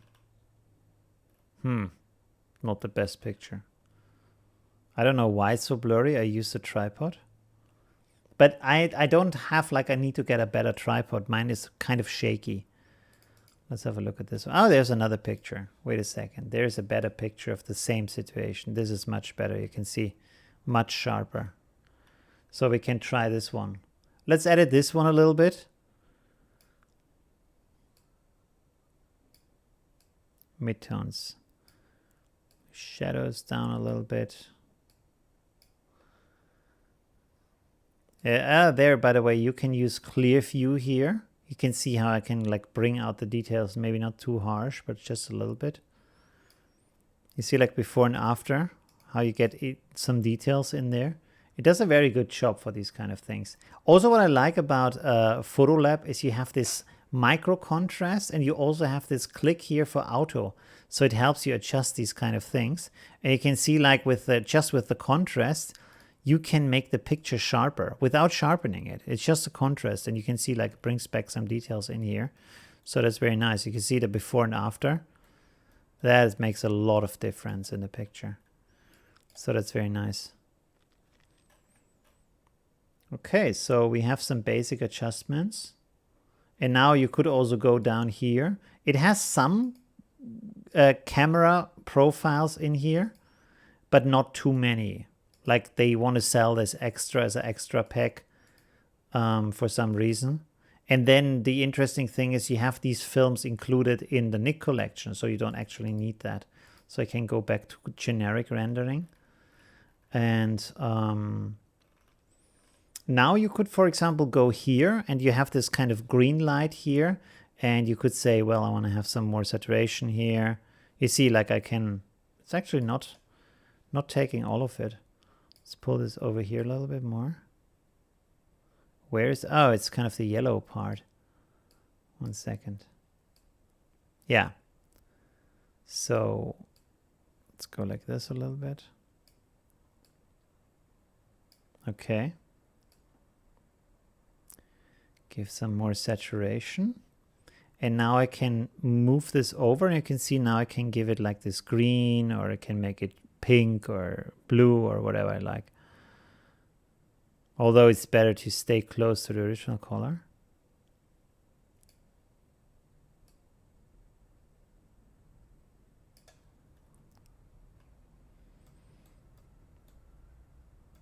Okay. That's maybe a bit too much. Let's pull this down a little bit. Okay. And so now we have done some basic adjustments. We can now go not right click, sorry. Up here, NIK Collection. And then, for example, color effects is a good starting point. And then, okay, that's good. So I'm not boring, that's very good. This takes a little bit to copy the nav. This is what Photolab does. It always copies it into a new file, makes a TIFF version of that. So that takes, if you have a raw file, it takes a little bit of time. Okay, so now we can see what we can do here.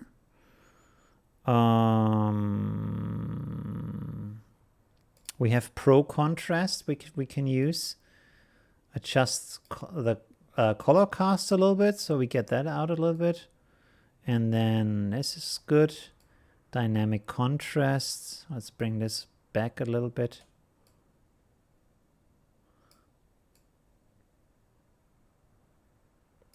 Okay, and then you can click here, add filter, and you can add more filters. They also have, you can have like a virtual reflector on it, you know, like these silver gold reflectors. So you can do that also in NIK Collection afterwards. You can see, like, I can set the light intensity and the fall off, and also the position from where it comes. See? And sorry, the position, and then also the source direction. You can see I can turn it around to the sides. So yeah, I'm not sure we need it for this picture, but for example, I can make it like this, so it's a bit more like a warmer light up here or something like that. Let's keep it in. Skylight filter is often nice, you see, makes everything a little bit warmer. So that's kind of a nice way to put that in here. And then what else can we do? I'm a big fan of vignettes, of course, as you know. This is way too much. Let's reduce the opacity.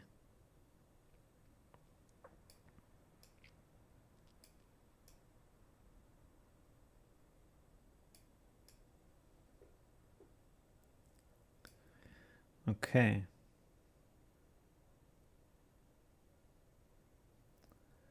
Yeah. The shutter, that's also a good point. Like you have actually, like in the night, it's better to pre-release the shutter and then take the picture. So yeah, that's true. There is the films here. You see branded, it says branded here. So if I click at that, and now I have a long list. You see all these different films that I have. Kodak, Fuji Chrome, Fuji, Agfa, another Fuji stuff here. So I now can go through And I have like, you can say, okay, this one, for example, you can have like this analog film. There's a Lomo red scale, and they try to simulate the films. And I think they do a pretty good job. I'm not sure if they compare to the original film well, but they look nice. That's probably the more important part. So for example, here, I think like this Lomo thing looks pretty nice, maybe. This one. And then you can reduce the effect. You also have these kind of film details here. So you can go very in depth with that. And now let's reduce this, just make it a little bit. You can see it makes this kind of softer here. Okay. Let's say we are happy with this, so we can go on. I will save this. This is, by the way, still the 2.5 version, not the 3 version. So this is kind of saved into the TIFF file. I can't go back on that. In the newer version you can, in the 3 version. And so I select this, and now we go to Viveza, which is my second favorite tool. And here the huge benefit is now I can go in here and I have these control points. This doesn't have a good zoom for some reason, so they are pretty different from the zoom areas. Wow, that's way too big. But I can go now and, for example, say, okay, I want to place a point here. Let's make this smaller. And then give me a preview, so I hold control. And you see it's just addressing, well, let's go with these parts of the face. It's actually not great. Wait a second.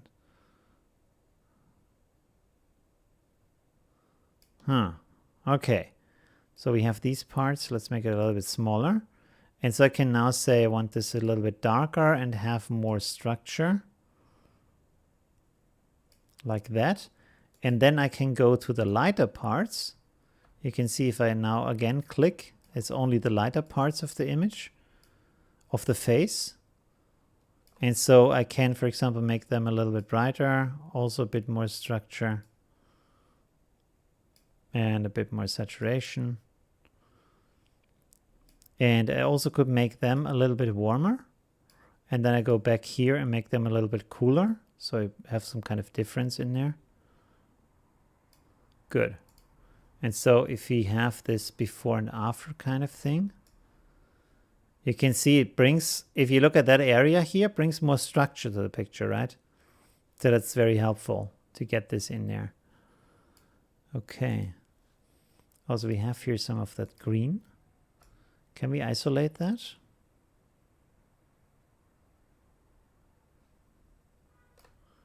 Maybe. So we can make some saturation. Maybe not. A little bit more saturation. Okay. You can play around forever with these kind of details, but let's go and have a look at the bigger parts of the picture. So for example, we could go up here to these parts.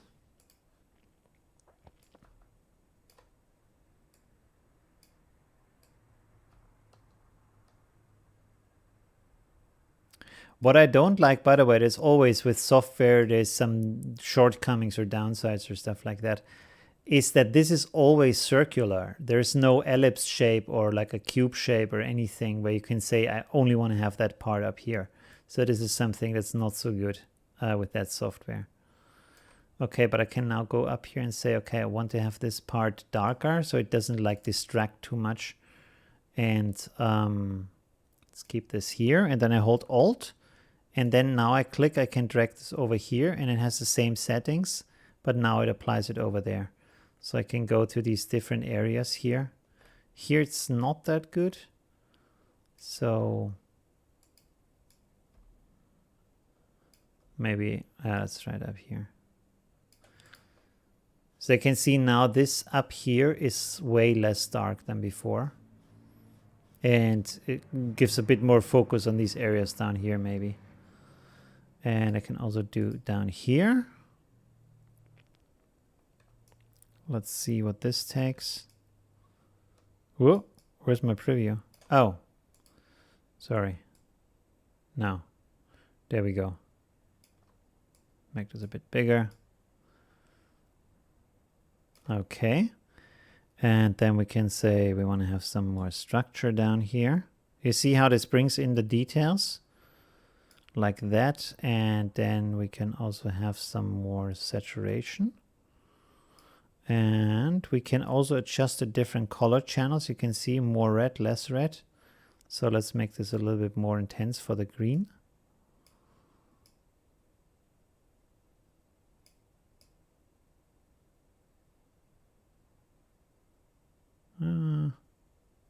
Let's keep it like that.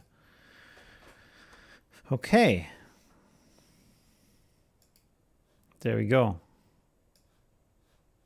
You see, so you can do some very nice adjustments, and you can play around for a long time. So this is not the best adjustment ever.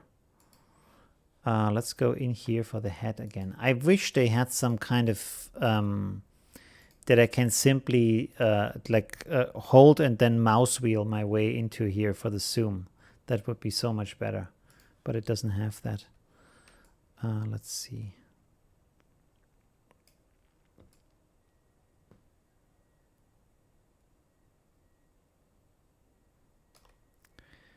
Let's see with the channels here.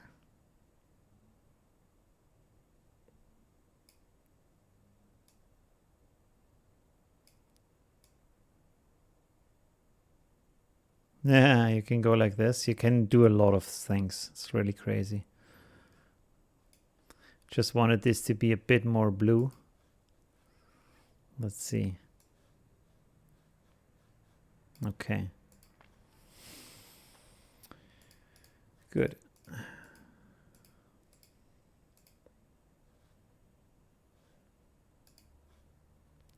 Can also turn the preview on and off.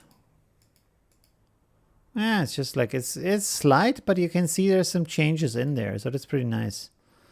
Let's save this and actually go back to color effects again. Where is it? Down here. Sorry, up here. I always forget that. Let's do one more.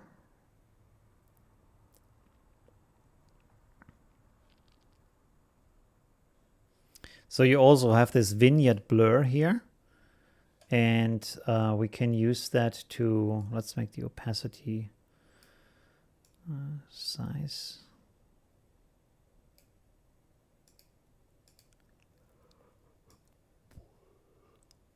Go like this. You have different kinds of blur.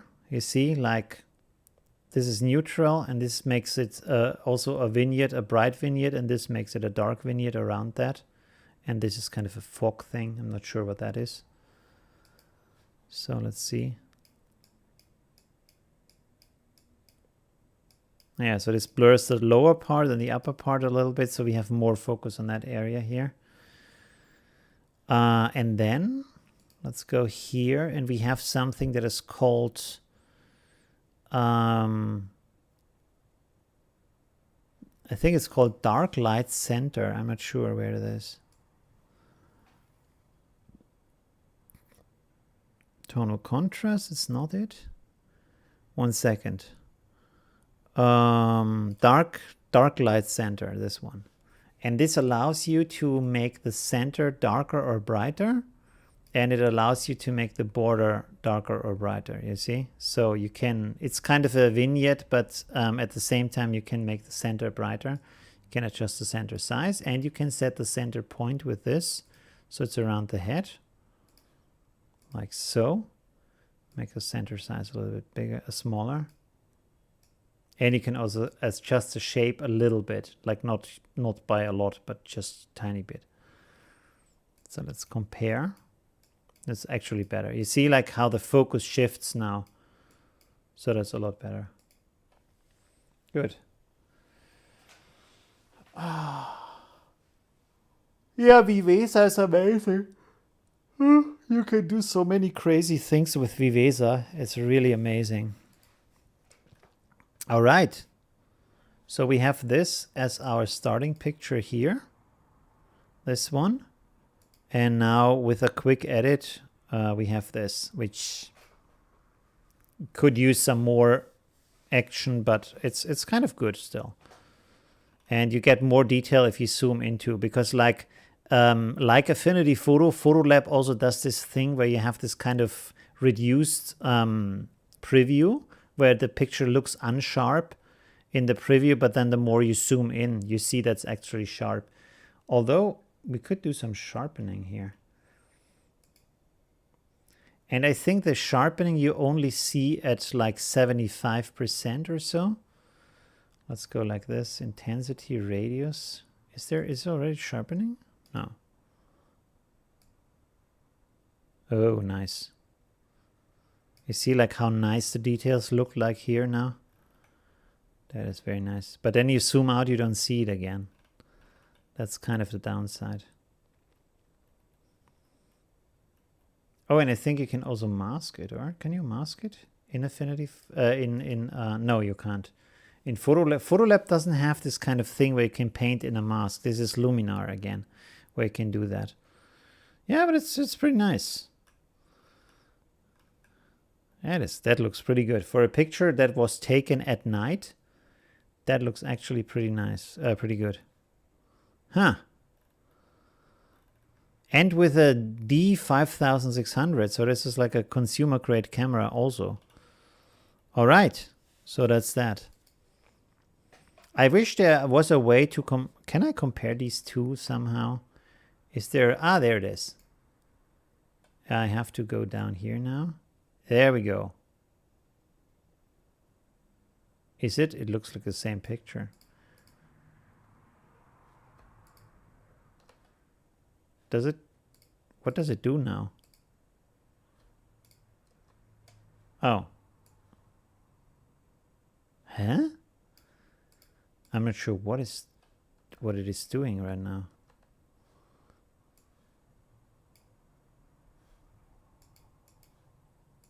Correction preview. Why doesn't it show the two different files? With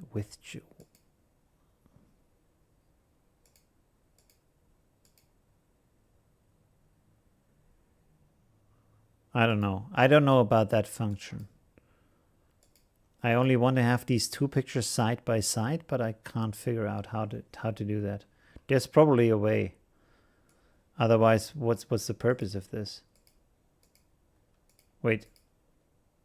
No, it doesn't. I don't know what it's doing right now. It's very strange. Does anyone know if I can compare two pictures next to each other? Because I can select two pictures and I have this here. But what's the purpose of that? What does it mean, no corrections? I have to read up on that. Okay. Oh my God, sorry. I'm yawning into the microphone again.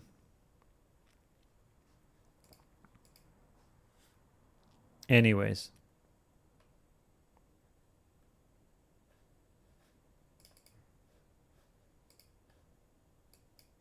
Okay. I pretty much think that's it for tonight. Oh, 3.5 hours. I think that should be enough for tonight. Ooh, I hope. Sorry, I hope you enjoyed the stream. Oh, again, did my chatbot post the link for the LUT pack if you want to have that? There it is. Here you go. Boom. If that's interesting. I didn't show as much as I wanted about the LUT pack because like Photolab doesn't have that at all. Optics modules. Yeah, and then you can buy these optics modules, but yeah, anyways. All right. Thank you very much for watching today. I hope it was interesting today. It was nice. Thank you very much for everyone who sent in their edits for the perspective, and then we looked a little bit at the LUT pack. So I think there was some interesting stuff, and we also ventured into some other software with Luminar and Photolab and stuff like that. But yeah, I hope that's interesting. And I want to do with my channel anyways, like not be stuck just with Affinity Photo, but have the ability to also look at other software and do some tutorials for that. All right, so thank you very much for watching, and then see you in my next stream, right? Okay, thank you and have a nice day. Bye. Bye.